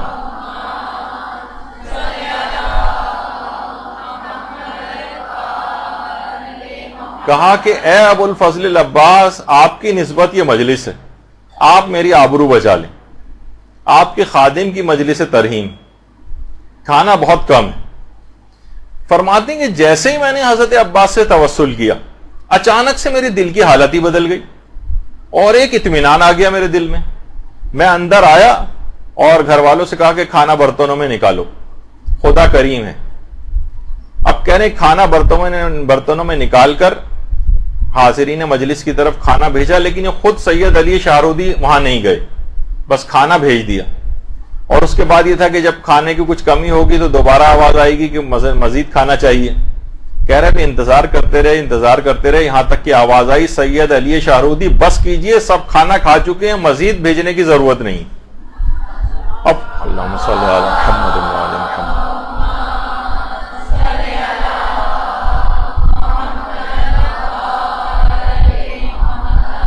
سید علی شاہرودی فرماتے کہ میں حیران ہو کر، میرے سب گھر والے بھی حیران، میں بھاگا اندر گیا، دیکھا دسترخوان پہ جو برتن ہیں وہ کھانوں سے بھرے پڑے ہیں، اور وہ پتیلی جس میں 7 آدمیوں کا کھانا تھا اس کے اندر بھی آدھا کھانا ابھی بھی بچا ہوا ہے.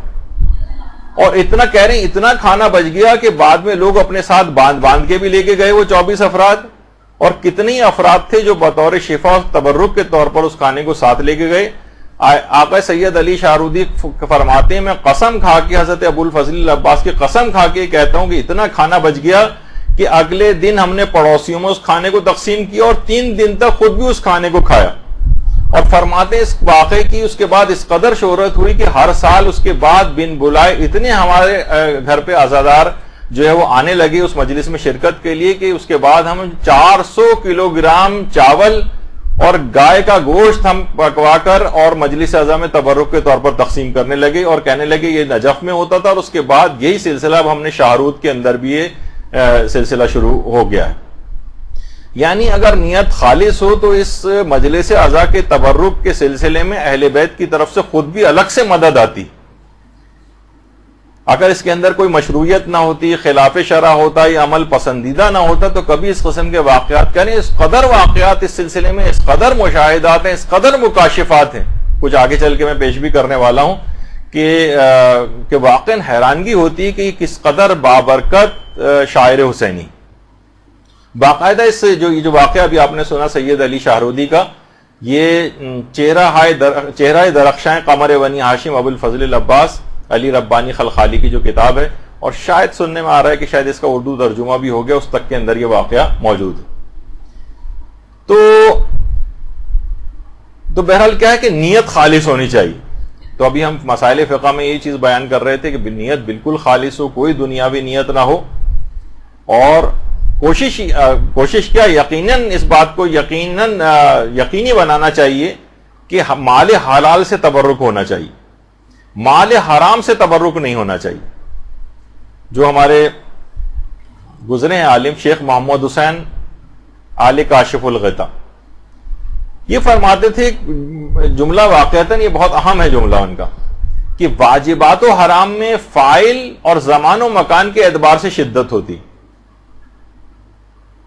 یعنی ایک گناہ ایک عام شخص انجام دے، لیکن وہی گناہ کرنے والا کوئی عالم دین ہو، اس کی شدت زیادہ ہوگی.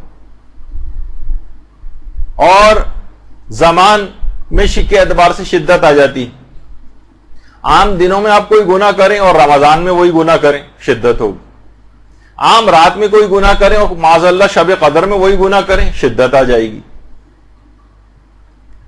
اسی طریقے سے مکان کے اعتبار سے شدت ہوتی. ہم گھر میں بیٹھ کر ایک گناہ کریں، لیکن وہی گناہ مثلا مسجد یا امام بارگاہ میں کریں.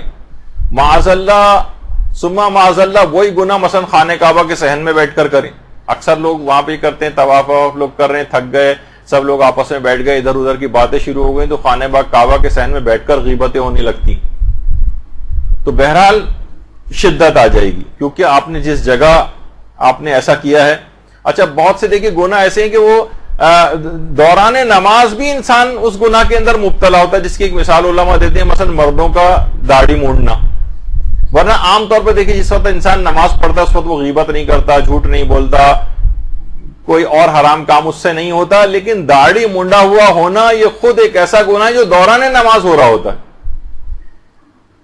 تو بہت ساری چیزیں دیکھیے ایسی، جیسے ہمارے ہاں مستحب ہے، مثلا نکاح مستحب، اس نکاح کی تقریب کے اندر کتنے حرام کام ہو رہے ہوتے ہیں، شدت آ جائے گی. تو اسی طریقے سے جو مال حرام ہے، مال حرام یہ ایک ایسے اثرات رکھتا ہے کہ واقعتاً انسان، جو امام کہتے تھے نا کہ تم پر میری بات کا اثر اس وجہ سے نہیں ہو رہا ہے کیونکہ تمہارے پیٹ حرام سے بھرے ہوئے ہیں، اس کے بعد وہ حجت خدا کے قتل کرنے پر تیار ہو جاتا ہے، اور واقعہ کربلا جیسا خونچ کا واقعہ نمودار ہو جاتا ہے. تو بہرحال اسی طریقے سے یہ جو تبرک ہے امام حسین کا، یہ ہر قسم کے مال حرام سے پاک ہونا چاہیے. کوئی چوری کا مال نہ ہو، کوئی فراڈ کا مال نہ ہو، کوئی حرام اسکیموں میں پیسہ لگایا ہوا اس کا پروفٹ آ رہا ہے وہ نہ ہو، کوئی سودی اسکیم کے پیسہ جو پروفٹ آ رہا ہے اس سے یہ والا تبرک نہ خریدا جائے. اسی طرح سے اگر کوئی خمس نہ نکلا ہوا مال ہے، اس مال کے اوپر خمس واجب الادا تھا اور اسی سے آپ نے مثلا تبرک خرید کے تقسیم ہو رہا ہے، یہ خود ایک حرام ہو جائے گا. یہ نہیں ہونا چاہیے. تو بہرحال آخری زمانے کی علامتوں میں سے یہی علامت بتائی گئی ہے روایت میں کہ اس زمانے میں آدمی اس بات کا خیال نہیں کرے گا کہ کہاں سے میرے پاس حلال سے آ رہا ہے یا حرام سے آ رہا ہے. یہ ایک بڑی ایک عالمیہ ہے کہ جس کی طرف اور ایک اور چیز بھی ہے جو آغا سیستانی سے بھی سوال کیا کہ یہ بھی حرام میں چلا جاتا ہے. بعض اوقات دیکھیے چندے جمع کر کر کے تبرک خریدا جاتا ہے، عام طور پر مساجد میں یا عام طور پر کچھ ایسے جو پروگرامز ہوتے ہیں. تو ضرورت سے زیادہ اگر جمع ہو جائے تو کیا کسی اور نیک کام پر خرچ کر سکتے ہیں اس چندے کو؟ عزاداری مثلا کھانا کھلانے کے لیے آپ نے تبرک کے پیسے چندے کے طور پر جمع کی، بچ گئے پیسے، تو فرمایا کہ نہیں، اسی چیز میں خرچ کرنا ضروری ہے. اسے امام حسین کی کسی اور مجلس میں استعمال کر لیا جائے، لیکن کوئی اور نیک کام اس سے نہیں کیا جا سکتا. تو دیکھیے یہاں تک اس بات کی اہمیت ہے. تو چندے کے اندر بھی یہی سلسلہ ہے اسی طرح سے مثلا تبرک کے لیے اگر کسی نے خالصتاً تبرک کے لیے جمع کیا ہے تو جو بچ جائیں اس میں سے پیسے وہ اگلی کسی مجلس کے تبرک ہی میں استعمال ہوں. مثلا وہ پیسے اگر آپ نے تبرک کا کہہ کے جمع کیے ہیں تو تبرک میں استعمال ہوں گے. اس سے مثلا یہ نہیں کر سکتے کہ امام بارگاہ مسجد کی بکنگ کرانے کے جو پیسے ہوتے ہیں اس میں دے دیں. جو نیت سے جمع کیے ہیں اسی نیت سے ہی اس میں خرچ ہونے چاہیے.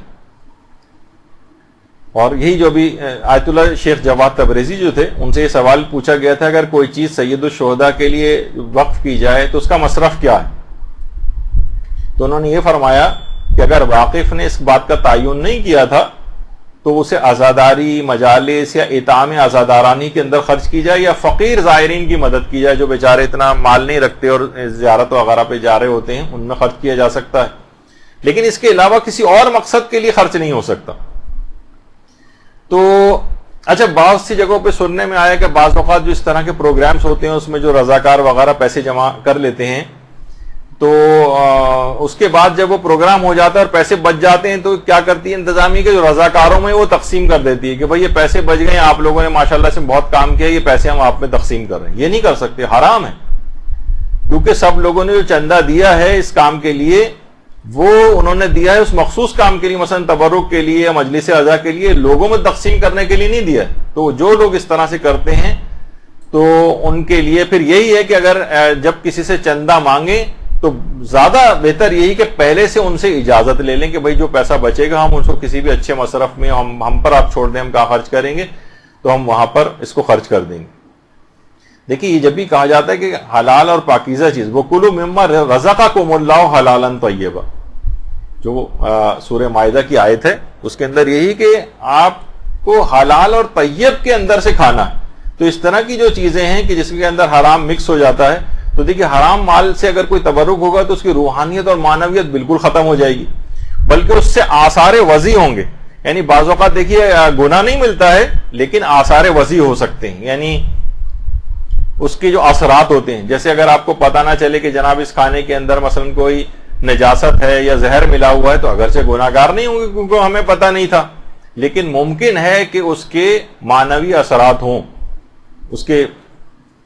اچھا بعض اوقات یہ ہوتا ہے, دیکھیے اس میں یہ بھی فقہی مسئلہ بتا دیا جائے کہ مثلا ہم کسی کے گھر یا مجلس اعضاء کے اندر گئے اور ہمیں معلوم ہے کہ جو مجلس اعضاء برپا کر رہا ہے اس کی اکثر آمدنی جو ہے نا حرام پر مشتمل ہوتی, یہ مثلا رشوتیں لیتا ہے یا اس کا فلاں حرام چیز کا بزنس ہے. تو لوگ یہ کہتے ہیں پھر ہماری ذمہ داری کیا ہے جو تبرک تقسیم ہو رہا ہے کھانے کے اعتبار سے.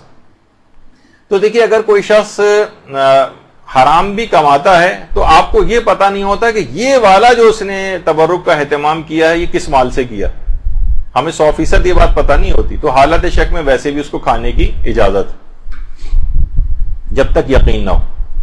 ہاں اگر بالکل یقین ہمیں پتہ ہے کہ یہ ابھی فراڈ کر کے وہی پیسہ لے کر آیا ہے یا اس نے رشوت کے طور پر مثلا یہ چاول کی بوری جو ہے لی ہے فلاں شخص سے اور اسی سے ہی تبرک تقسیم کروا رہا ہے تو ایک الگ مسئلہ ہو سکتا ہے. لیکن عام طور پر لوگوں کو اس بات کا پتہ نہیں ہوتا, معلوم ہے کہ یہ شخص حرام کماتا ہے, اب یہ پتہ نہیں کہ یہ والا تبرک اس نے کس پیسے سے لیا ہے, تو حالت شک میں اس تبرک کو کھا سکتے ہیں اور اس میں کوئی حرام نہیں.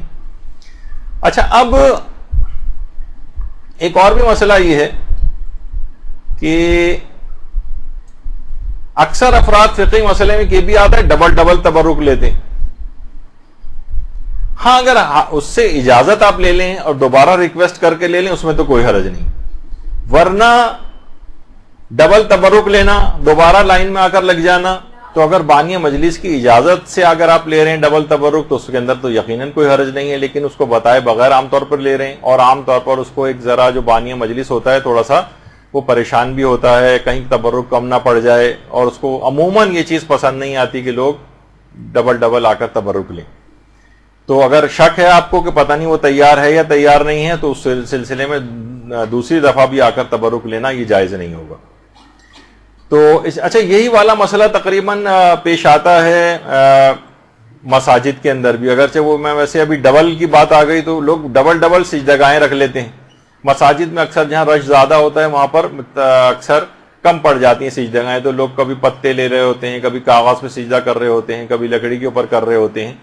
تو مساجد میں اگر ڈبل سجدگاہ جو ہے کوئی شخص لے کے رکھے گا، ناک کے نیچے بھی اس نے سجدگاہ کہا کہ مستحب ہے تو میں دو دو رکھوں گا، ایک ناک کے نیچے ایک پیشانی کے نیچے، تو بعض اوقات یہ بھی حرام تک پہنچ سکتا ہے اور نماز بھی میں بھی اشکال آ سکتا ہے. تو بہرحال اس بات کی ذرا اہتمام ہونا چاہیے کہ آپ تحقیق کر لیں اس سلسلے میں. اچھا، اسی طرح سے ایک سوال یہ ہوتا ہے کہ کیا غیر شیعہ افراد کو تبرک دیا جا سکتا ہے؟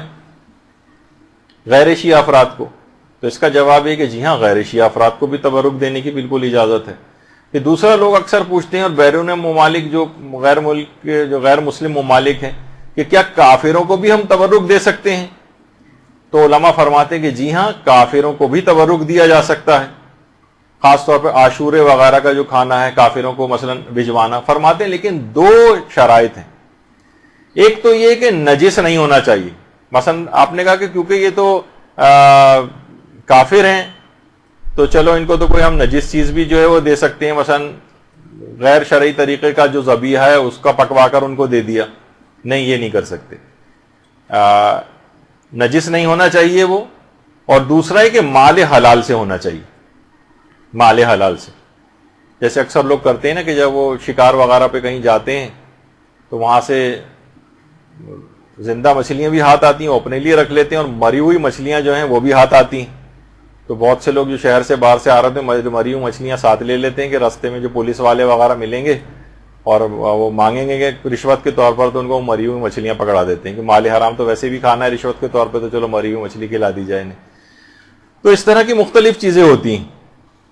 تو نجس بھی نہیں ہونا چاہیے اور مال حلال سے بھی ہونا چاہیے. اچھا، ایک اور بھی ایک مسئلہ اس کے اندر یہ ہے کہ اگر کسی نے نظر کی ہے باقاعدہ کسی معین دن پر یا معین جگہ کی، تو پھر وہاں اس کے مطابق ہی عمل کرنا ضروری ہے. مثلا کوئی کہے کہ میں عاشور کے روز نظر کرتا ہوں، منت مانتا ہوں کہ عاشور کے روز مثلا میں کھانا کھلاؤں گا، تو پھر وہ جو کھانا کھلانے کا کسی اور دن نہیں چلے گا، اسے عاشور کے روز ہی کھلانا ہوگا کیونکہ معین دن کی نظر مانی ہے اس نے. یہ اکثر لوگ جو زیارات پہ جاتے ہیں اور سید محمد کے جو روزے کے اوپر جاتے ہیں، تو اگر انہوں نے نظر کی کہ میں سید محمد کے روزے پر جب بکرا ذبح کرواؤں گا تو اس نظر کو وہیں پورا کرنا ضروری ہوگا. چاہے آپ وہاں سے آ جائیں، جب آپ کا کام ہو جائے تو وہ پیسے وہاں بھجوا دیں جو وہاں پر ہی جانور ذبح ہو.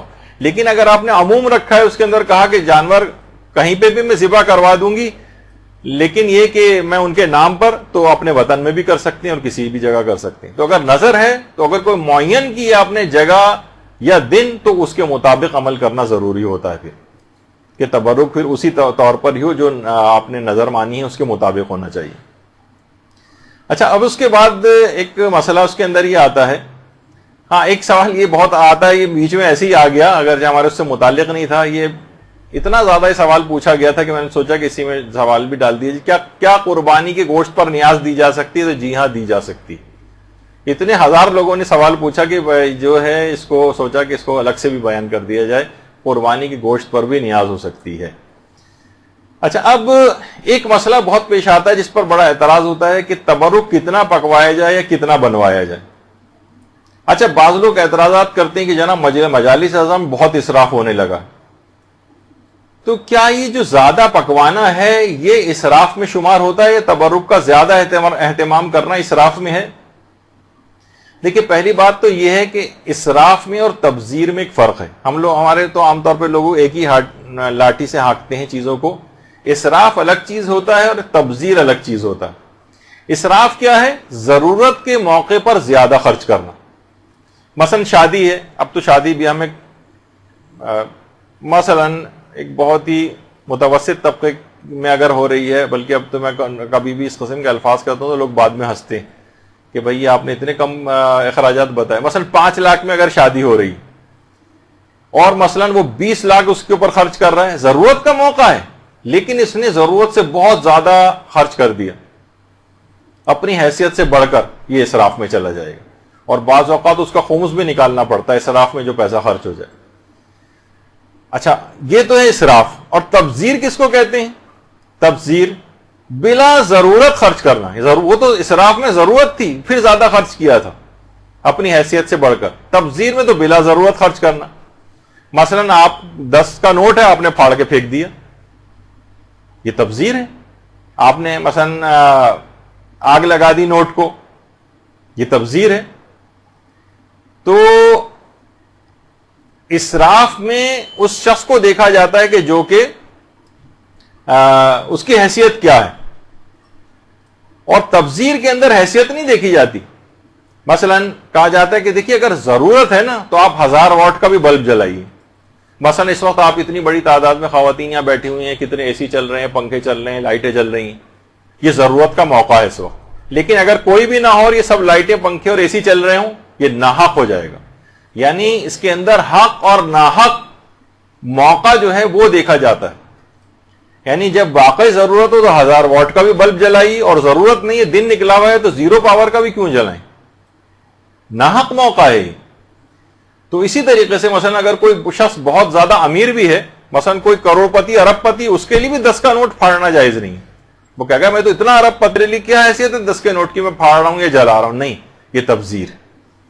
تو ضرورت کے موقع پر اگر زیادہ خرچ کر دیا جائے، ضرورت کے موقع پر، مثلا علماء فرماتے ہیں کہ جیسے ایام عزائے تبرک اگر زیادہ بنوا لیا جائے اور خواہ اس میں بچ بھی جائے تو ظاہر ہے کہ پھینکنے کی تو اجازت نہیں ہے، لیکن ایسا اہتمام کیا جائے کہ غریبوں میں تقسیم کر دیا جائے، رشتہ داروں میں تقسیم کر دیا جائے، جو ایسا کہ عموماً ہمارے یہاں ہوتا بھی ہے، غربا میں تقسیم کر دیا جائے. پہلے سے ایسی جگہیں لوکیٹ کر کے رکھ لی جائیں کہ اگر تبرک بچ گیا، تھیلیوں کا انتظام یہ وہ کہ ہم اس کو ضائع نہیں ہونے دیں گے اور لوگوں میں تقسیم کر دیں گے. اور عموماً ایسا ہوتا ہے، کیونکہ دیکھیے نیکی کے کام میں وہ جو ہے نا، روایات میں بھی بات آئی کہ لا خیر فی الاسراف ولا اسراف فی الخیر. خیر کے کاموں میں کوئی اسراف نہیں اور اسراف کے کام میں کوئی خیر نہیں. تو اس میں بھی یہی ہے. اور باقاعدہ جو ہمارے چھٹے امام، امام جعفر صادق علیہ الصلوۃ والسلام،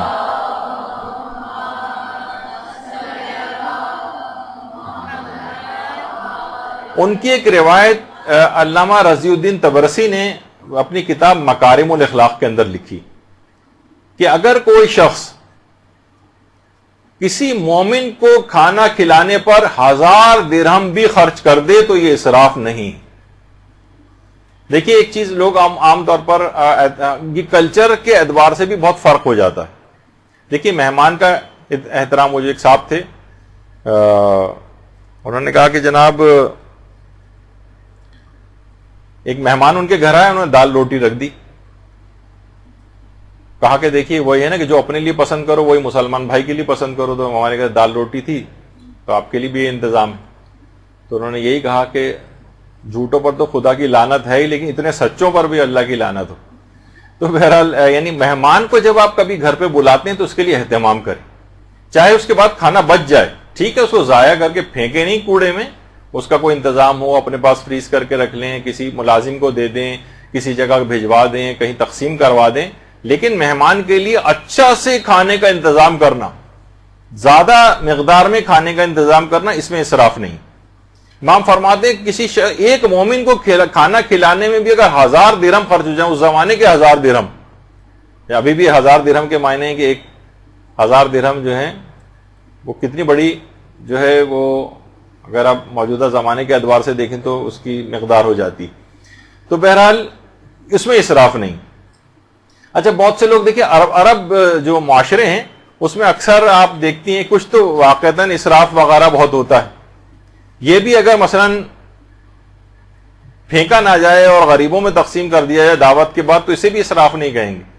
اور باقاعدہ وہاں ہمارے جو نجف سے ہمارے جو پاکستانی طالب علم اور علماء وہاں پر آتے ہیں تو جب ہم ان سے وہاں کے علماء کے حالات پوچھتے ہیں تو کہتے ہیں آپ علماء کے گھر اگر دعوت پہ جائیں تو خود چاہے وہ بہت کم کھاتے ہیں لیکن مہمان کا اکرام اتنا زیادہ ہے کہ اگر بہت بڑا سا بھی دسترخوان ہے تو اس کے اندر اس دسترخوان پہ 1 انچ بھی جگہ نہیں ہوتی جہاں جو انہوں پر نہ کر دیں کھانے کی کسی چیز سے. یعنی مہمان کا ایک اکرام ہے. ٹھیک ہے، ضائع نہیں کیا جائے، یہ تو بات بالکل برحق ہے، ضائع کرنا حرام ہے، وہ اس میں شمار ہو جائے گا، وہ تو تبذیر میں چلا جائے گا کہ آپ اس طرح سے کھانا پھینک کر ضائع کر رہے ہیں. لیکن اس کے اندر کوئی اسراف نہیں. حضرت ابراہیم کے متعلق یہ بات ملتی ہے کہ مہمان کے لیے کثیر مقدار میں کھانا پکواتے تھے اور بچ جائے، اگر اب ہمارے ساتھ بھی ہے کہ اگر بچ جائے تو ان کی بھی سیرت یہ تھی کہ خود استعمال کرتے تھے یا دیگر افراد کو دے دیتے تھے. بہرحال اس کو پھینکنا کسی جگہ جائز نہیں. جب بھی جو قرآن کی آیت بھی ہے کہ کلو وشربو ولا تسرفو, کھاؤ پیو لیکن اسراف نہ کرو, یعنی پھینکو ایکو نہیں, ضائع نہیں کرو. اور بلکہ روایت میں آیات میں یہ بات بھی آئی ہے کہ نہ تو اتنا کم کرو کہ بالکل ہی اپنے ہاتھوں کو گردن سے باندھ لو, نہ اتنے زیادہ اس کو کر دو کہ بالکل یہ معاملہ آپ کے ہاتھ سے نکل جائے. اتنا زیادہ آپ نے اسراف کر دیا اور کہ اس کے اندر حرام وغیرہ تک بات پہنچ جاتی. تو اکثر ایسا بھی ہوتا ہے کہ دیکھیے فقہی مسائل کے اندر بھی آتا ہے کہ اکثر لوگ جو ہے مجالس مساجد کے اندر افطاریوں اور سحریوں کا انتظام کرتے ہیں اور اس میں سے بہت تعداد بچ جاتی ہے. تو مجالس اور امام بارگاہوں کے اندر جو اس طرح سے ہو جائے اور چیزیں بچ جائیں, دیکھیے تبرک اگر بچ جائے تو کیا کرنا چاہیے. تبرک اگر بچ جائے تو دیکھیے اگر وہ تبرک کسی کی شخصی ملکیت تھا تو جو صاحب غذا ہے اس سے آپ اجازت کے بغیر کسی کو نہ دیا جائے. مثلا کسی سے اگر آپ نے شخصی طور پر ڈونیشن لیا تھا اور وہ بچ گیا تبرک, تو آپ کو چاہیے کہ اس سے شخصی طور پر اجازت لیں, حتیٰ کہ آپ ادھر ادھر لوگوں میں تقسیم بھی اس کی اجازت کے بغیر نہیں کر سکتے, کیونکہ ممکن ہے کہ وہ چاہتا ہو کہ بھائی یہاں پر کھانا کھلا دیں, جو بچ جائے ٹھیک ہے میں گھر لے جاؤں گا, اپنے گھر والوں کو دوں گا, اپنے پڑوسیوں کو دے دوں گا, اپنے رشتہ داروں کو دے دوں گا, اور آپ کو اس کی نیت پتہ نہیں. تو یہ تبرک اس کی اجازت کے بغیر کسی اور کو نہیں دیا جا سکتا, جو غریبوں کو بھی نہیں دیا جا سکتا. ہاں اس کو اگر نیت کا پتہ چل جائے تو ایک الگ بات. اچھا دوسری اس کی اجازت ہو تو ایک الگ بات. دوسرا یہ کہ اگر تبرک کسی معین نظر شرعی کا ہے اور وہ بچ گیا, مثلا اس نے یہ کہا کہ جناب مجلس عزا ہی کے اندر اس کو تقسیم کیا جائے, تو اب کسی اور پروگرام کے اندر کوئی اور مسجد کا کوئی مجلس کا کوئی پروگرام ہو رہا, کوئی اور اس سے ہٹ کر کوئی پروگرام ہو رہا مجلس سے, تو اس میں تقسیم نہیں ہو سکتا کیونکہ معین نظر شرعی کا. اچھا کئی افراد کے چندہ دینے والے بہت سارے افراد ہیں, تو سب کی اجازت ہونی چاہیے, یا تو ان کی اجازت سے کسی دوسری جگہ پر خرچ کریں. مثلا اگر ہم نے خود ہی چندہ دیا ہے اور تو ہم کہیں پہ بھی اس کو تقسیم کروا سکتے ہیں, اور جتنے لوگوں نے چندہ دیا ہے ان سب کی اجازت ہونی چاہیے. اچھا بعض اوقات یہ ہوتا ہے کہ چندہ دینے والے افراد معلوم نہیں ہوتے, بہت سے لوگوں سے چندہ لیا اور اس کے بعد ہمیں پتہ ہی نہیں, تو پھر اس مال کو, یہ جو بچ گیا ہے اس وقت تبرک کے پیسے بچ گئے یا تبرک بچ گیا, تو یہ مال مجہول المالک سمجھا جائے گا, اور حاکم شرع مجتہد کے وکیل سے اجازت لے کر پھر اس کو تقسیم کروا سکتے ہیں, اس کا جو بھی مصرف ہوگا. سب سے بہتر تو یہ کہ جس وقت بھی چندے وغیرہ کام, کیونکہ یہ بہت اس کے سوالات بھی آتے ہیں, ہم نے دیکھا ہے علماء سے بھی پوچھے جاتے ہیں, مدرسے کے بھی اس پہ سوالات بہت آتے ہیں کہ اس طرح سے جو پیسہ بچ جاتا ہے اسے کیا کیا جائے. تو چندہ دینے والے افراد اگر نامعلوم ہیں تو حاکم شرع سے رابطہ کر کے ان سے اس پیسے کا مصرف معلوم کر لیا جائے. اچھا اب بہتر تو یہی کہ جس وقت چندہ لے رہے ہیں ان سے اسی وقت اجازت لے لی جائے کہ بھائی آپ دے رہے ہیں, جو بچ جائے گا ہم فلاں فلاں چیز میں استعمال کر لیں گے, تو پھر کام ٹھیک ہو جائے گا. اچھا پھر ایک سوال, آیت اللہ شبیری زنجانی ہمارے جو ایک مرجع ہیں اس وقت ماشاءاللہ حیات ہیں, ان سے بھی یہ سوال پوچھا گیا کہ تبرک وغیرہ کے سلسلے میں جو پیسے ہیں بعض اوقات وہ بچ جاتے ہیں, تو کیا ہم یہ کر سکتے ہیں کہ مسجد یا امام بارگاہ کا مائک خرید لیں, سے مائک وہ بھی تو ضرورت ہوتی ہے نا مجلس کے لیے, تو انہوں نے منع کر دیا نہیں, تبرک کے لیے اگر آپ نے لیا ہے تو اسی مصرف میں اس کو استعمال ہوگا, اس سے کسی اور مصرف میں اس کا استعمال نہیں ہو سکتا. پھر ایک سوال یہ ہوتا ہے کہ مساجد میں کیا کھانا کھلانا جائز ہے؟ مثلا بہت سے امام بارگاہیں چھوٹی ہیں, مسجد کے ہال بھی استعمال ہونے لگتے ہیں, اس کے بعد کھانا لگ رہا ہے, مسجد کے اندر بھی کھانا لگنا شروع ہو گیا اور دسترخوان بچھنے لگے. تو علماء فرماتے ہیں کہ 3 شرطیں پوری ہونی چاہیے. نمبر 1 تو یہ کہ متولی شرعی کی اجازت ہونی چاہیے, اس کی اجازت کے بغیر نہ کریں یہ کام, جو بھی متولی شرعی ہے مسجد کا, جس کے ہاتھ میں مسجد کا اختیار ہے مجتہد کی طرف سے. اور دوسرا یہ ہے کہ مسجد کو گندا اور خراب نہ کیا جائے. عام طور پہ ہم دیکھتے ہیں کہ مساجد کے اندر افطار وغیرہ کا انتظام ہوتا ہے, ہر قدم پہ ایک گٹھلی پاؤں کے اندر چپکی ہوئی ہوتی, یعنی کسی پلیٹ کے کارنر میں کماں نہیں رکھتے بلکہ ایسی کھایا اور وہیں پر پھینک دیا. مسجد کو اس طرح سے گندا کرنا یہ بھی جائز نہیں ہے. اور نمازیوں کے لیے کوئی مزاحمت ایجاد نہیں ہونی چاہیے. مثلا وہ بیچارہ نماز پڑھنے کے لیے آ رہا ہے, ہر طرف دسترخوان بچھے ہوئے, لوگ کھانا کھا رہے ہیں, نماز پڑھنے کی اسے کوئی جگہ نہیں مل رہی. ایسا نہیں ہو. ان کے لیے جو نماز پڑھنے والے ہیں ان کے لیے اتنی انف اسپیس ہونی چاہیے وہاں پر کہ وہ آرام سے نماز پڑھ سکیں. ان شرطوں کے ساتھ پھر اجازت مل جاتی ہے کہ مسجد کے اندر بھی کھانا کھلایا جا سکتا, یعنی یہ تبرک وغیرہ. اچھا, پھر یہ کہ اگر بالفرض زیادہ پکوا لیا جائے, ضرورت سے زیادہ اس کا اہتمام ہو جائے, تبرک کی جتنی ضرورت ہوتی ہے اس سے زیادہ, تو باقاعدہ علماء کی سیرت میں ملتا ہے کہ ایک مومن ہے صادق رفیع, وہ سناتے ہیں کہ ایک دفعہ مسجد میں مائکرو فون لے کر کسی مولانا نے باقاعدہ اعلان کرنا شروع کر دیا تھا, اور کھانا جو پکوانے والے ہیں ان کی بڑی مذمت کی تھی کہ کھانا آپ لوگ بہت زیادہ پکوا لیتے ہیں, کم پکوایا کریں وغیرہ, اور لوگوں میں بانٹنا پڑ جاتا ہے, اور اتنا تقسیم کرنے کی کوئی ضرورت نہیں. کہہ رہے ہیں اسی رات کو ہمیں آیت اللہ شیخ جواد تبریزی کے پاس جانا ہوا. آیت اللہ شیخ جواد تبریزی کے سامنے یہ معاملہ رکھا کہ کیا کھانا میں کم پکوانا چاہیے, تو انہوں نے جواب میں یہ کہا کہ نہیں, کھانا مجلس عزا کے لیے کثیر مقدار میں پکوائیں, بچ جائے تو ٹھیک ہے گھر لے جائیں, لیکن کوئی کمی اس سلسلے میں نہیں ہونی چاہیے. دیکھیے, دینے والے مجلس عزا کے تبرک کے لیے دل کھول کر دیتے ہیں, پکانے والے دل کھول کر پکاتے ہیں, کھانے والے بھی اپنے طور پر کھاتے ہیں, لیکن معترضین کے پیٹ میں بلا وجہ کا ایک مروڑ اٹھ رہا ہوتا ہے. ان کو نہ ایک پیسہ دینا ہے, بلکہ کھانا کھانے والے میں تو وہ شمار ہوتے ہیں, پیسہ دینے والوں میں نہیں ہوتے, لیکن اعتراض سب سے زیادہ بڑھ کر وہی لوگ کر رہے ہوتے ہیں. خمس پر اعتراض سب سے زیادہ وہی لوگ کر رہے ہوتے ہیں جنہوں نے خود کبھی ایک پیسہ خمس نہیں نکالا ہوتا. تو دیکھیے, مجلس عزا کی جو شان و شوکت ہے اس کے اوپر اس کے اندر کوئی کمی نہیں ہونی چاہیے, اس پر ویسے ہی پیسہ خرچ ہونا چاہیے. اگر بچ جائے تبرک تو انتظامات ہوں, تھیلیاں ہوں, شاپنگ بیگس ہوں, بھجوانے کا انتظام موجود ہونا چاہیے. اور کتنے ہی ادارے ایسے ہیں, دیکھیے باقاعدہ آیت اللہ سیستانی کا بھی ان سے یہی کہا کہ پوچھا گیا کہ جناب اس طرح سے مجالس منعقد ہوتی ہیں, اور ایک وقت میں کئی مجالس عزا منعقد ہوتی ہیں, اور اکثر مجالس میں نیاز میں چاول وغیرہ تقسیم ہوتے ہیں, صبح تک یہ سلسلہ رہتا ہے.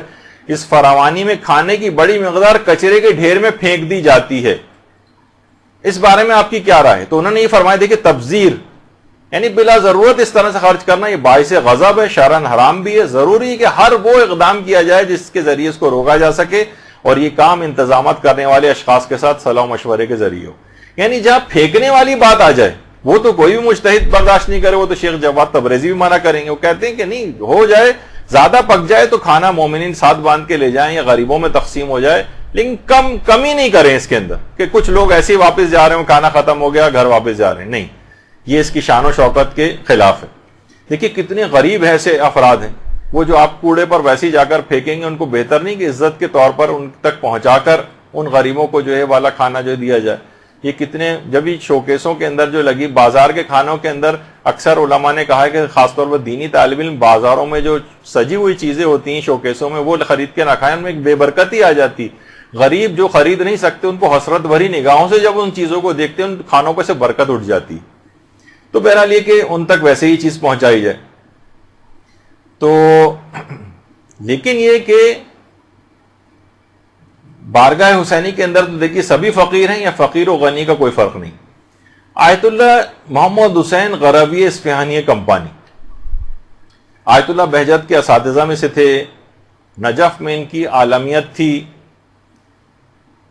لوگ یہ دیکھتے تھے تبرک کی جو چائے ہے یہ خود نکال کر لوگوں کو دے رہے ہیں. مرجع تقلید جیسے آیت اللہ سیستانی خود چائے اگر تقسیم کرتے آپ کو نظر آئیں تو کیسا لگے گا؟ یعنی لوگ بڑے حیران ہو جاتے تھے. اچھا, یہ خود کیا کرتے تھے؟ چائے تقسیم کرتے تھے خود, جبکہ مرجع تھے آیت اللہ کمپانی.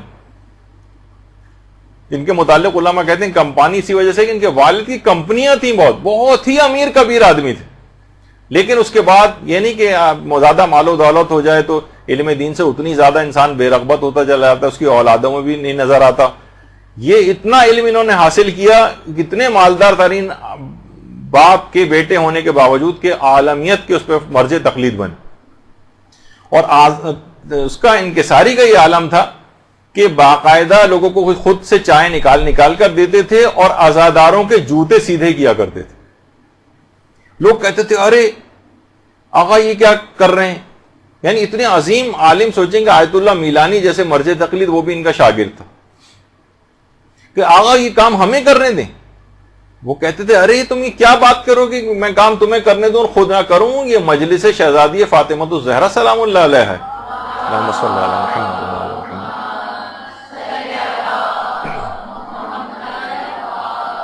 ارے یہ مجلس امام مظلوم علیہ الصلوۃ والسلام ہے، ممکن ہے کہ میری نماز شب قبول نہ ہو، ممکن ہے کہ میرے دیگر اعمال قبول نہ ہو، مگر یہ عمل تبرک کی تقسیم یہ اور مجلس عزا میں عزاداری کی خدمت یہ لازماً قبول ہوتی. میں اس کام کو کیسے چھوڑ دوں، میں اس کام کو ترک نہیں کر سکتا.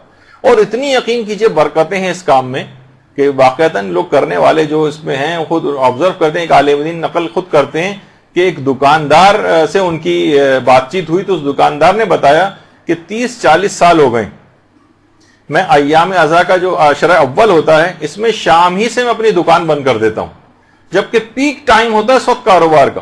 یعنی اس وقت دکاندار کے پاس گاہکوں کی ایک لائن ہوتی ہے، بمشکل میں جو ہے وہ بہرحال دکان بند کرتا ہوں اور اس کے بعد میں مجالس عزا کا تبرک جا کر تقسیم کرتا ہوں اور میں جو ہوں سبیلوں کا انتظام کرتا ہوں، خود جگہ کھڑے ہو کر وہاں پر لوگوں کو پانی اور شربت وغیرہ پلاتا ہوں. خدا جانتا ہے کہ میں ایک کام بغیر کسی لالچ کے فقط خوشنودی پروردگار کے لیے کرتا ہوں. اور اس نے خود بتایا ان عالم دین کو کہ اس کاروبار کی اس میرے اس عمل سے اگرچہ میں دکان بند کرتا ہوں، پیک آورز میں دکان بند کر کے جاتا ہوں، اس قدر برکت اللہ نے میرے کاروبار میں اس کے بعد سے دی کہ دکان ہر وقت میری گاہکوں سے بھری رہتی ہے. بمشکل گاہکوں کو دکان سے باہر نکال کے دکان بند کرنا پڑتی. اللہم صلی علی محمد.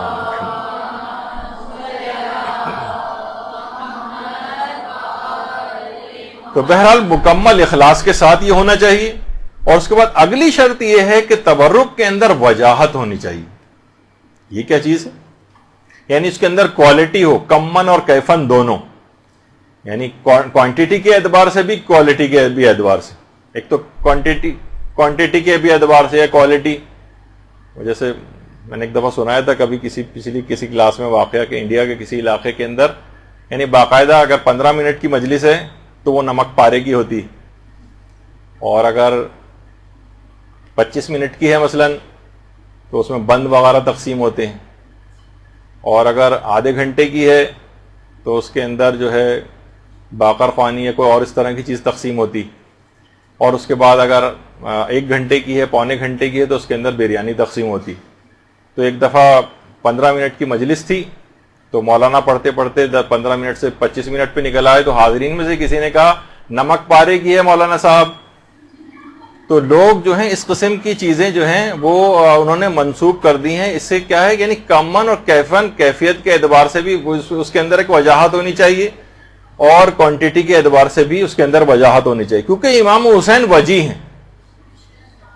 علماء فرماتے ہیں کہ دیکھیے امام وجی ہیں اور ان کے اندر یا وجیحن عند اللہ اشفع لنا عند اللہ جو آپ پڑھتی ہیں وہ یہی تو کہتی ہیں دعائے توسل کے اندر کہ آپ کا مقام، آپ اتنے وجی ہیں، مقام آپ کا پروردگار کی بارگاہ میں بہت بلند ہے.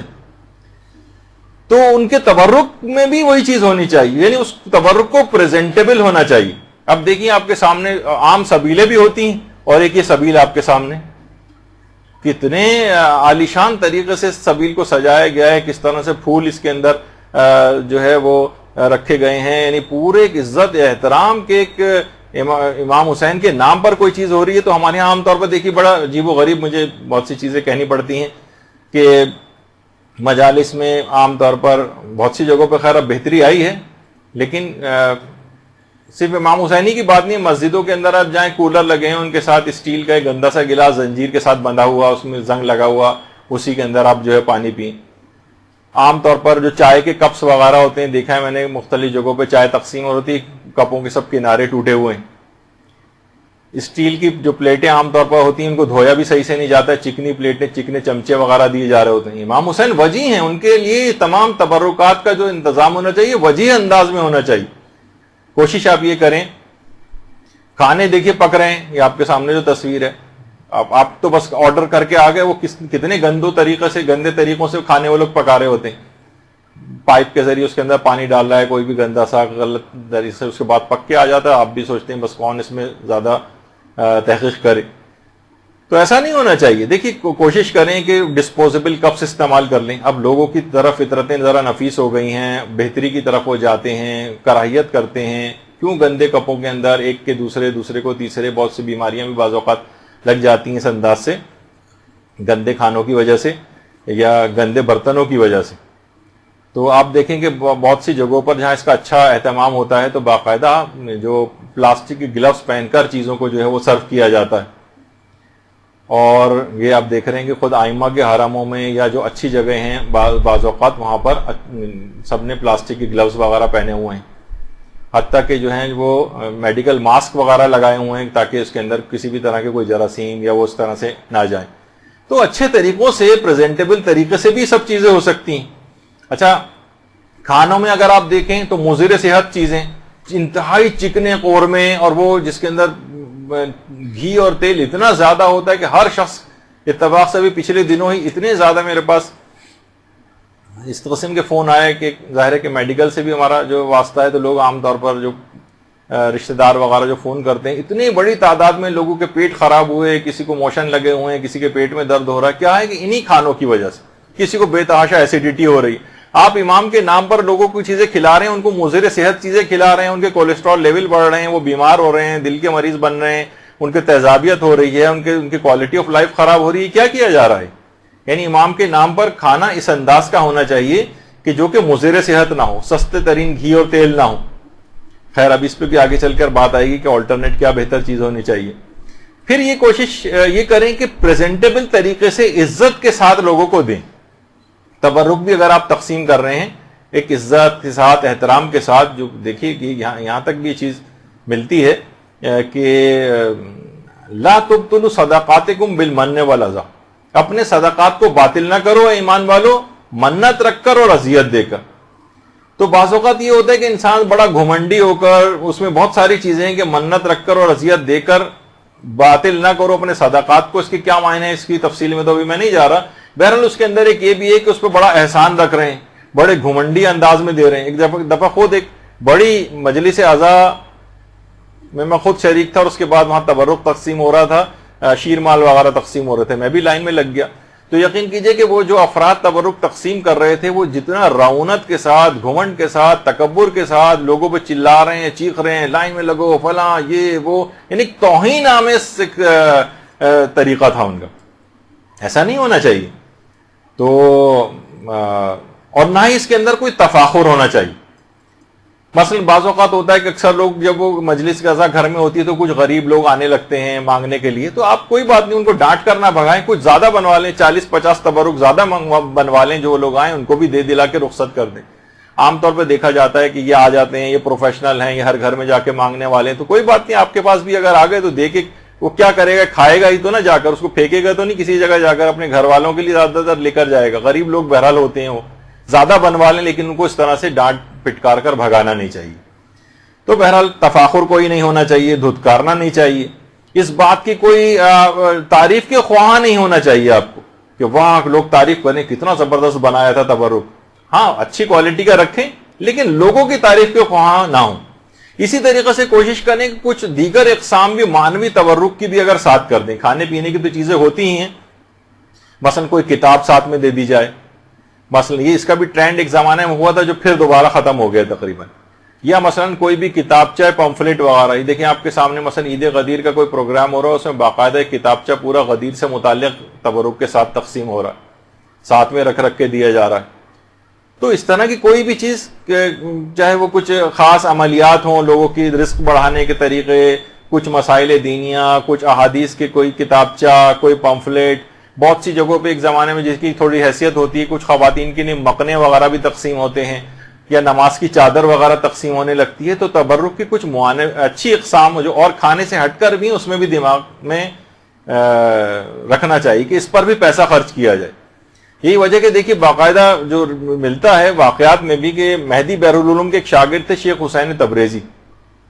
انہوں نے وادی السلام جو نجف اشرف کا قبرستان ہے، باقاعدہ وہاں چشم برزخی سے دیکھا کہ وادی السلام میں مدفون مومنین اور ملائکہ ایک نیک مومن کی روح کے استقبال کی تیاریاں کر رہے ہیں، اور اس کے لیے انواع اقسام کے جنتی کھانوں کا بھی اہتمام کیا گیا ہے۔ روضۃ الشہداء کتاب کے اندر باقاعدہ واقعہ شیخ حسین تبریزی فرماتے ہیں کہ پوچھنے پر یہ معلوم ہو کہ اس شخص کو یہ مقام 3 خصوصیات کی بنا پر حاصل ہوا۔ نمبر 1، وہ اہل بیت رسول سے بے پناہ محبت کرتا تھا۔ نمبر 2، ہمیشہ رزق حلال کھاتا تھا۔ اور نمبر 3، سال بھر کے اخراجات کے بعد جو کچھ بچ جاتا تھا وہ سب عزاداری امام حسین کی راہ میں خرچ کر دیتا تھا۔ اللہم صلی علی محمد و علی محمد۔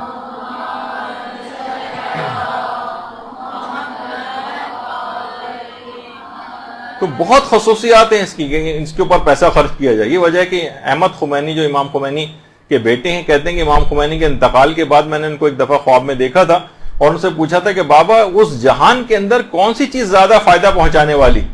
تو امام خمینی نے اپنے بیٹے سے کہا تھا کہ محمد و آل محمد کی ولایت اور ان کی محبت، اس کے اوپر سرمایہ کاری سب سے زیادہ کرو، اس پر پیسہ خرچ کرو، اور خود بھی اور اپنی اولاد کو بھی اہل بیت کے دامن سے وابستہ کرو، ان کے گھر کی نوکری کرو اور ان کی پناہ میں آ جاؤ۔ یہ چیز سب سے زیادہ فائدہ پہنچانے والی۔ اور باقاعدہ دیکھیے یہاں تک ملتا ہے کہ عیسائیوں تک کے لیے وہ بھی ہے، اور ہندو وغیرہ بھی اس کے اندر پیسہ خرچ کرتے ہیں۔ انڈیا کے ہندوؤں کے متعلق بات ملتی ہے کہ وہ بھی تبرک وغیرہ کے اندر جو ہے وہ پیسہ خرچ کر رہے ہوتے ہیں، تو اور ان کو بھی اس سے فائدہ ہوتا ہے۔ باقاعدہ بہار میں بھی روایت ہے، سفینۃ البہار میں بھی ہے کہ حدیث میں امام نے بات فرمائی ہے کہ لوگ یہ گمان کرتے ہیں کہ ہماری محبت سے غیر مسلموں کو کیا فائدہ پہنچے گا۔ امام نے فرمایا خدا کی قسم وہ غلط گمان کرتے ہیں، ہماری محبت ان کے لیے بھی فائدہ پہنچانے والی۔ اچھا، آپ کو فائدہ کیسے پہنچاتی ہے؟ علماء کہتے ہیں یا تو ان کے عذاب میں کمی ہو جائے گی، یا مثلا ان کی عاقبت بخیر ہو جائے گی۔ ہو سکتا ہے کہ مرنے سے پہلے ان کو دولت ایمان کی توفیق مل جائے اور وہ اسلام قبول کر لیں، یا ان کی عمر طولانی ہو جائے گی، یا ان کے رزق میں وسعت ہو جائے گی، کوئی نہ کوئی فائدہ ضرور ملے گا۔ تو جب ایک کافر کو ان تمام چیزوں کا فائدہ ہے تو ایک مومن جو ان کا ماننے والا ہے، ان کا محب ہے، ان کے مطابق عمل کرتا ہے، ان کے فرامین پر عمل کرتا ہے، وہ جب یہ کام کرے گا تو کتنے فائدے اس کو حاصل ہوں گے آپ خود سوچ سکتی۔ دیکھیے ایک چیز اور بھی ہے، کافروں کو بھی اس سے فائدہ ہو جاتا ہے۔ ایک روایت ہے نا جس پہ اکثر علماء کے تحفظات بھی ہیں، کچھ نے اعتراضات بھی کیے ہیں۔ مثلا ایک روایت ہے کہ امام حسین علیہ السلام نے شہادت کے وقت سے پہلے شمر سے پانی کی درخواست کی تھی، یعنی پانی مانگا تھا، جس طریقے سے حضرت علی اصغر کو لے کر گئے تھے اور وہاں پر انہوں نے پانی مانگا تھا۔ کچھ کہتے ہیں کہ نہیں، امام کی توہین، امام کیسے ان سے پانی مانگ سکتے ہیں؟ اس کے الگ علماء نے جواب دی کہ اس وقت ہاں البتہ وہ بات غلط ہے کہ امام نے کہا کہ تم مجھے پانی پلا دو تو میں بیعت کر لیتا ہوں، یہ والی بات نہیں، یعنی امام نے صرف اس سے پانی کا تقاضا کیا۔ امام خمینی کے جو استاد تھے آیت اللہ شاہ آبادی، وہ فرماتے تھے امام کا یہ کام شفاعت کے غرض سے تھا، علی اصغر یا تو خود پانی مانگنا یا علی اصغر کے لیے پانی مانگنا، ورنہ امام نے اتنی جب پیاس برداشت کر لی تھی، اب تو معلوم تھا کہ اب تو شہادت ہونے والی ہے، اب تو ان کے نانا حوض کوثر سے انہیں سیراب کر ہی دیں گے، پھر پانی کیوں مانگا؟ کہا یہ امام کی جو وسیع مغفرت تھی، کیونکہ امام خدا کی رحمانیت، رحیمیت اور غفاریت کی جو تجلی ہے وہ امام کے اندر ظاہر ہو رہی تھی، یعنی اگر وہ شخص شمر اس وقت پانی دے دیتا تو امام کی اسے شفاعت مل جاتی اور امام کے قتل سے باز آ جاتا، علی اصغر کے قتل سے وہ لوگ باز آ جاتے اگر وہ اس کو پانی پلا دیتے، یعنی دسترخوان شفاعت بچھا ہوا تھا۔ امام نے ظاہر ہے وہ کوئی بھی شخص نہیں چاہتا، امام ہرگز نہیں چاہتے تھے کوئی بھی شخص جہنم کے اندر اس انداز سے چلا جائے، دسترخوان شفاعت بچھانے کی وجہ سے انہوں نے پانی مانگا تھا، نہ کہ صرف ان کو تو پتا تھا تو کچھ ہی دیر کے اندر شہادت ہو جائے گی اور حوض کوثر سے سیراب ہو جائیں گے۔ لیکن اس نے کیا کہا، اس مولوی نے کیا کہا؟ کہا کہ میں یزید کے 1 درہم کے بدلے بھی تمہاری نانا کی شفاعت کو قبول نہیں کروں گا، شمر نے، یہاں تک کہ وہ قیامت تک کے لیے اس کا نام وَلَعْنَةُ اللَّهِ شمرن، اور شمر پر اللہ کی لعنت زیارت عاشورہ کے اندر اس کا مصداق ہو گیا، بلکہ وہ شخص پہ بھی کے لیے بھی دعائیں کی جاتی ہیں کہ رحم اللہ من لعن شمرن، جو اس شخص پہ بھی اللہ رحم کرے جو شمر کے اوپر لعنت کرتا ہے۔ تو بہرحال اس کا مصداق ہو گیا وہ، تو صرف پانی پلانے سے اتنا زیادہ اس کو ہو جاتا کہ اتنے عظیم گناہ سے وہ باز آ جاتا اور عاقبت اس کی بخیر ہو سکتی تھی، دسترخوان شفاعت بچھا ہوا تھا۔ تو اب دیکھیے خود وہ پانی پلانا، مومنین جو ایک دوسرے کو پانی پلا رہے ہوتے ہیں اور سبیرے لگا رہے ہوتے ہیں اور کھانا کھلا رہے ہوتے ہیں، ان کے لیے کتنا زیادہ اس کے اندر فوائد ہوں گے۔ اب دیکھیے مومنین تو اپنی طور پر علماء سے بہت پوچھا گیا کتنے دسترخوان امام حسن ہے، دسترخوان حضرت علی اصغر ہے، اور دسترخوان جو سفرہ ام البنین ہے، اور اس کے علاوہ دسترخوان رقیہ ہے، اور عربوں کے اندر دسترخوان امام زمانہ ہے، امام حسن کا جو سفرہ ہوتا ہے وہ ہے، کتنی زیادہ آپ کو نظر آتے ہیں، اور سب کو علماء نے ریکمینڈ کیا کہ سارے ہونے چاہیے۔ لوگوں کی باتوں میں ہرگز نہ آئے کہ نہیں یہ نہیں اور وہ نہیں، اب تو ہر جگہ دسترخوان، ہر وقت کھانے، کوئی مسئلہ نہیں ہے اس کے اندر، بہت ریکمینڈ علماء نے اس میں کیا ہے۔ اور علماء خود بھی اس کے اندر بہت آگے ہوتے ہیں، خود بھی اس کی کھلائی میں، پکائی میں، خود اس کو سرو کرنے میں، آپ کتنی زیادہ ان کی اگر آپ دیکھیں علماء کی کہ خود اس کے اندر بڑھ چڑھ کر حصہ لے رہے ہوتے ہیں، ایک ایسی خدمت ہے کہ عالم ہونے کے باوجود بھی وہ کر رہے ہوتے ہیں۔ یہ آیت اللہ باقر الحکیم شہید ہیں، یہ خود لوگوں کو کھانا کھلایا کرتے تھے، اس طرح سے نکال کے دیتے تھے۔ یہ آیت اللہ تقی مدرسی ہیں، خود مرجع تقلید ہیں، مرجع ہونے کے باوجود لوگوں کو چائے پلا رہے ہیں اور لوگوں میں جو ہے کھانا کھلا رہے ہیں، لوگوں میں کھانا تقسیم کر رہے ہیں، کیونکہ اس کی بہت اہمیت ہے، دنیاوی و اخروی بے پناہ فائدے ہیں۔ لوگ کہتے ہیں کہ بھائی اس کے اندر بہت افراط بہت ہو گئی ہے، بہت زیادہ لوگ کرنے لگے ہیں۔ آیت اللہ وحید خراسانی بڑا زبردست جملہ کہتے ہیں، فرماتے ہیں عزاداری امام حسین میں تفریط ہی تفریط ہے، افراط نہیں، ہر چیز کمی کی طرف ہے۔ غم بھی جتنا بھی آپ کر رہے ہیں سب کم ہے، جتنا بھی آہو بکا کر رہے ہیں سب کم ہے، جتنا پیسہ خرچ کر رہے ہیں سب کم ہے، مکمل تفریط ہی تفریط ہے، افراط اس کے اندر ہے ہی نہیں، کمی کی طرف ہر چیز ہے۔ تو یہ جو کہنا کہ بہت ہو گیا بہت نہیں ہے، کہ ہر چیز کم ہے، جتنا بھی خرچ کریں اس کے اندر کوئی اس کے اندر ممانعت نہیں ہے، بلکہ زیادہ فائدے، دنیاوی کتنے فائدے ہیں۔ اب میرے پاس اتنا وقت نہیں ہے کہ ان فائدوں کو بھی جلدی بس میں کر رہا ہوں کہ انسان، علماء نے کہا کہ اس کی شخصیت کی معرفت ہوتی ہے، جو کھانا کھلاتا ہے وہ ایک آئسولیشن سے نکل جاتا ہے، اس کے علاوہ معاشرے میں اس کے عزت و وقار میں اضافہ ہوتا ہے، گھر میں اس کے خیر و برکتیں آنے لگتی ہیں، گھر سے آفات و بلائیں اس کی دور ہونے لگتی ہیں، اس کو تعظیم شاعر کا ثواب ملتا ہے جو بھی کھانا کھلا رہا ہوتا ہے، اس کی روحانی اور نفسیاتی جو اس کو خوشیاں ملتی ہیں کھانا کھلا کر وہ ملتی ہے، اس کے اندر اخلاق کریمانہ پیدا ہونے لگتے ہیں، سخاوت وغیرہ اس کے اندر پیدا ہونے لگتی ہے، اور اس طرح سے اس کی اولاد کی بھی تربیت ہوتی ہے، باقاعدہ نسلوں میں اس کی ثقافت اسلامی منتقل ہوتی ہے۔ بچوں کے اندر کتنا زیادہ بچے اس کے اندر اہتمام کرتے نظر آتے ہیں، تو یہ بہت اہم چیز ہے۔ اس کے علاوہ مومنین کے آپس میں تعلقات بہت زیادہ مضبوط ہوتے ہیں۔ دیکھیے کتنے ہی رشتہ دار ایسے ہیں جن کی سالوں ملاقات نہیں ہوتی، رنجشیں ہوتی ہیں، مجلسوں میں بلاتے ہیں، کھانے پر بلاتے ہیں، ان کی رنجشیں دور ہو جاتی ہیں، معاشی حالات جو ہے انسان کے بہت جو ہے وہ اس کے اندر بہتری آتی ہے۔ اگر اس کو بھی انٹروڈیوس کیا جائے کہ عورتیں بہت سارے کام جو گھروں میں کر سکتی ہیں، عام طور پر لوگ کہتے ہیں بزنس کیسے شروع کریں، ہم دکان لیں گے، ٹیکس دینے پڑیں گے، یہ کہاں سے ہوگا، گھروں پہ عورتیں کام شروع کریں، مجالس ازا کے تبرک بنائیں، گھر سے سپلائی کریں۔ کتنے لوگ جنہوں نے کام شروع کیا ہے، اب کیا ہے کہ زیادہ تر غیر مومنین افراد کی آپ خدمات لیتے ہیں، پیسہ بھی ان کے پاس جاتا ہے، اکثر اس میں سے دشمنان اہل بیت بھی ہیں، اپنے مومنین کی معاشی حالت بہتر ہوگی۔ روایات میں بھی ہے کہ اونٹ کے کوہان میں چھری اتنے جلدی اثر نہیں کرتی جتنا رزق ان لوگوں کے لیے آتا ہے جو دوسروں کو کھانا کھلاتے ہیں، رزق میں اس کے بہت برکت ہوتی ہے۔ اور بہرحال نیکیوں میں مسابقت ہوتی ہے، فاستبقوا الخیرات، قرآن کا جو حکم ہے کہ نیکیوں میں ایک دوسرے سبقت لو، اسی بہانے غیر شیعہ افراد بہانے سے قریب آنے لگتے ہیں، اور مال سے جہاد کا بھی ثواب ملتا ہے، اور اخروی لحاظ سے دیکھیں تو حجوں کا ثواب ملتا ہے آپ کو۔ پیغمبر اسلام نے ایک دفعہ ارشاد فرمائی یہ بات کہ حج مبرور کی جو جزا ہے وہ سوائے جنت کے کچھ نہیں۔ لوگوں نے کہا کہ یا رسول اللہ حج مبرور، نیک لوگوں کا حج کون سا ہے؟ امام نے فرمایا اطعام الطعام و افشاء السلام، لوگوں کو کھانا کھلانا اور سلام کو عام کرنا۔ اس سے جو ہے وہ حج مقبول شدہ جو حج ہوتے ہیں نیک افراد کے، ان کا ثواب ملتا ہے۔ اور روایت میں آیا کہ جو بھی شخص مومن کھانا کھلائے گا اللہ اسے طعام جنت سے سرفراز کرے گا، اس کو نار جہنم سے نجات ملے گی اس کو، اور صرف پانی پلانے سے اس قدر نامہ اعمال بھاری ہوتا ہے کہ 70,000 نیکیاں فقط اس شخص کو جو پانی پلا رہا ہے، سبیل لگا رہا ہے، اس کو حاصل ہوگی، اور اولاد اسماعیل میں سے 10 غلام آزاد کرنے کا ثواب اس کو دیا جائے گا۔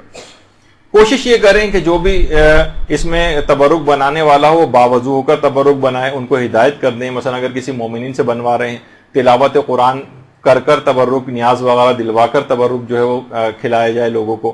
کوشش کریں کہ مینیو جو ہے وہ کھانے کا حفظان صحت کا خیال رکھیں، اچھی چیز ہو، مضر صحت نہ ہو. مثلا سادہ قسم کا اس طرح کا کھانا ہو جو صحت خراب نہ کرے، چاہے اچھی کوالٹی کا، بہتر کوالٹی کا، اچھی چیز لوگوں کو کھلائیں. پریزنٹیبل بھی ہو، صحت کے خرابی والی چیزیں بھی نہ ہوں. عام طور پر دال چاول اس طرح کی چیز کی جس میں نہ کوئی تیزابیت کسی کو ہوگی، اچھے طریقے سے وہ پیٹ بھر کے کھانا بھی کھا لے گا اور اس کو جتنا بھی اچھے سے اچھا کر سکیں کوالٹی کے اعتبار سے. اسی طریقے سے مثلا پھلوں کو بھی رائج کرنا چاہیے. پھل ہیں حفظان صحت کے اعتبار سے جو ہے وہ تقسیم کیے جاتے ہیں.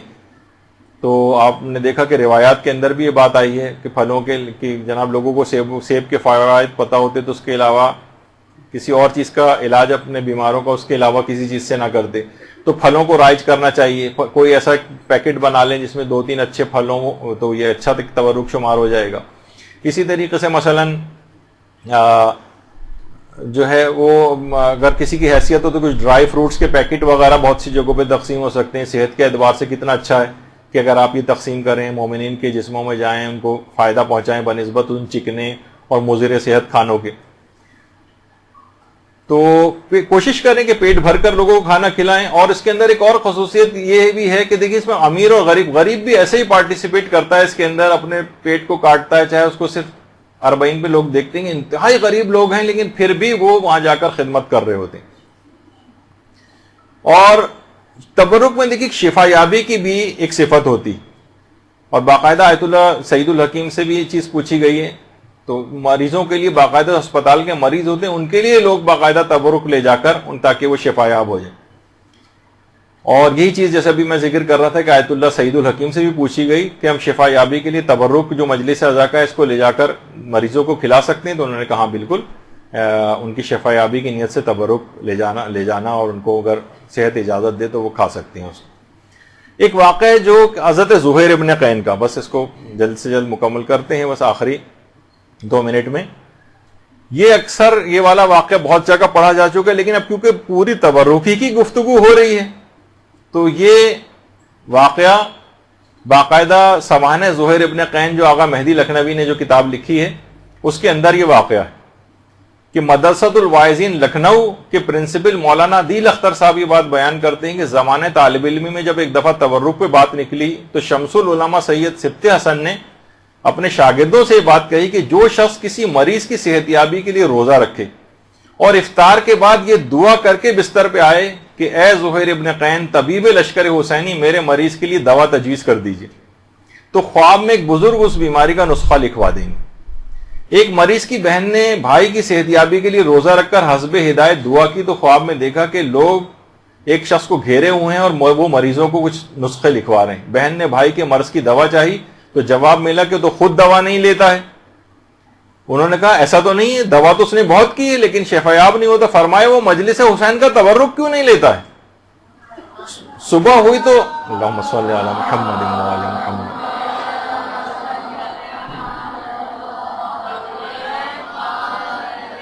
صبح ہوئی تو خاتون نے واقعہ بھائی کو بیان کیا. بھائی نے تسلیم کیا کہ بے شک بعض اوقات میں رش کی وجہ سے مجلس سے نکلتے وقت تبرک نہیں لیتا تھا مگر اب ایسا نہیں ہوگا.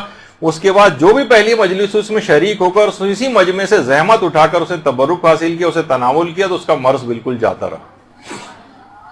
اللہم صلی علی محمد.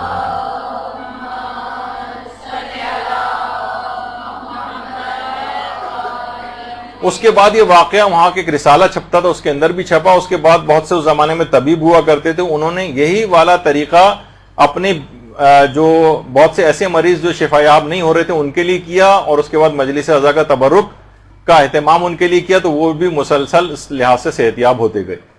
تو بہت اس کے بعد یہ واقعہ جو ہے وہ مشہور بھی ہوا. تو بہرحال دیکھیے یہ ایسی چیزیں ہیں.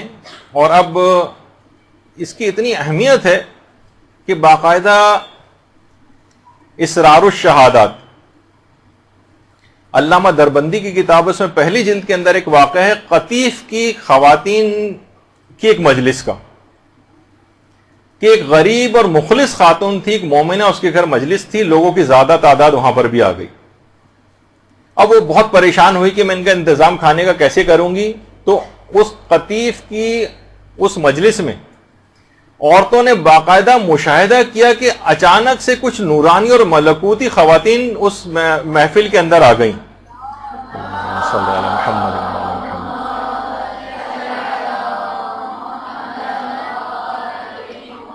ان خواتین ملکوتی نے لباس سیاہ پہنا ہوا تھا.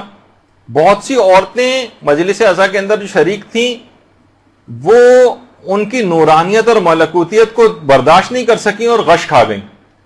کچھ ان خواتین نے مجلس عزا میں تبرک تقسیم کرنا شروع کیا اور خواتین کو کھانا کھلانا شروع کیا.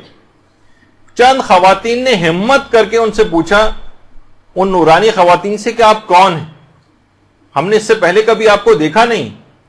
تو ایک نورانی شخصیت نے، ایک خاتون نے اس میں سے کہا کہ میں کلثوم دختر امیر المومنین علیہ السلام.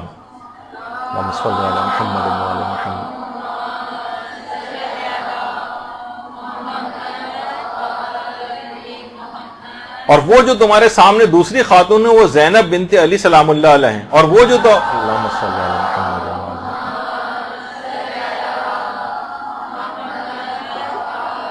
اور وہ جو تیسری خاتون تمہارے سامنے وہ خدیجہ طاہرہ ہیں.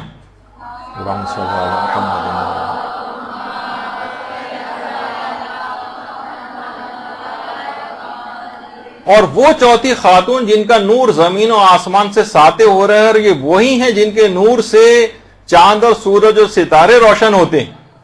یہ سید الشہداء کی مظلوم والدہ فاطمہ الزہرا سلام اللہ علیہ ہیں.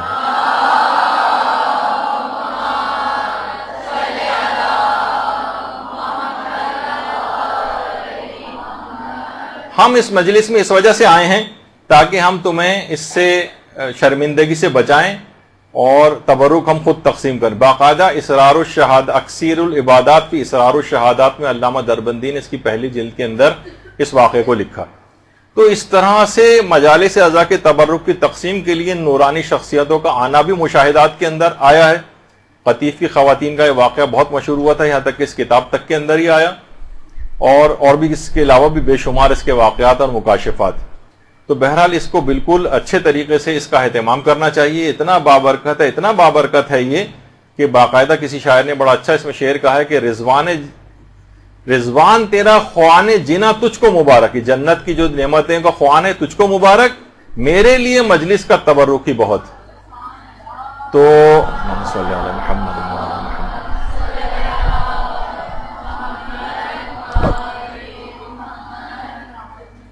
تو یہاں پر ہم اپنی گفتگو اختتام کرتے ہیں. اس میں جتنے بھی فقہی احکام تھے، جتنے اخلاقی باتیں تھیں، جتنی صحت کے اعتبار سے چیزیں تھیں، جتنے اعتراضات اس سلسلے میں تھے، آپ نے مشاہدہ کیے کہ تاکہ آپ کے سامنے سب دلائل آ جائیں. اور کبھی کوئی اس سلسلے میں کسی بھی قسم کی کمی کا کوئی نعرہ لگائے، اس کا کوئی متبادل آپ کے سامنے پیش کرے، تو آپ تمام دلائل کے ساتھ اس کو جواب دیں کہ علماء اور مراجع اور مجتہدین نے اسی کی تاکید کی ہے.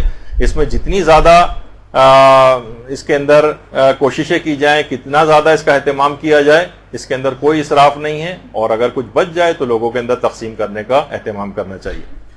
تو گفتگو یہاں پر اختتام پذیر ہوتی ہے. انشاءاللہ ایک کلاس مسائل عزاداری کے سلسلے میں فقہی مسائل کے حوالے سے ایک آگے اور بھی ہوگی اگلے ہفتے. اور انشاءاللہ مزید کچھ نئے جو احکام ہیں عزاداری کے، کچھ فقہی جو اس سے پہلے ہم نے بیان نہیں کی، وہ انشاءاللہ اس کے اندر بیان ہوں گے. وصلی اللہ علی محمد وآلہ الطیبین الطاہرین. برحمتك يا أرحم الراحمين وصلى الله على محمد وآله الطاهرين.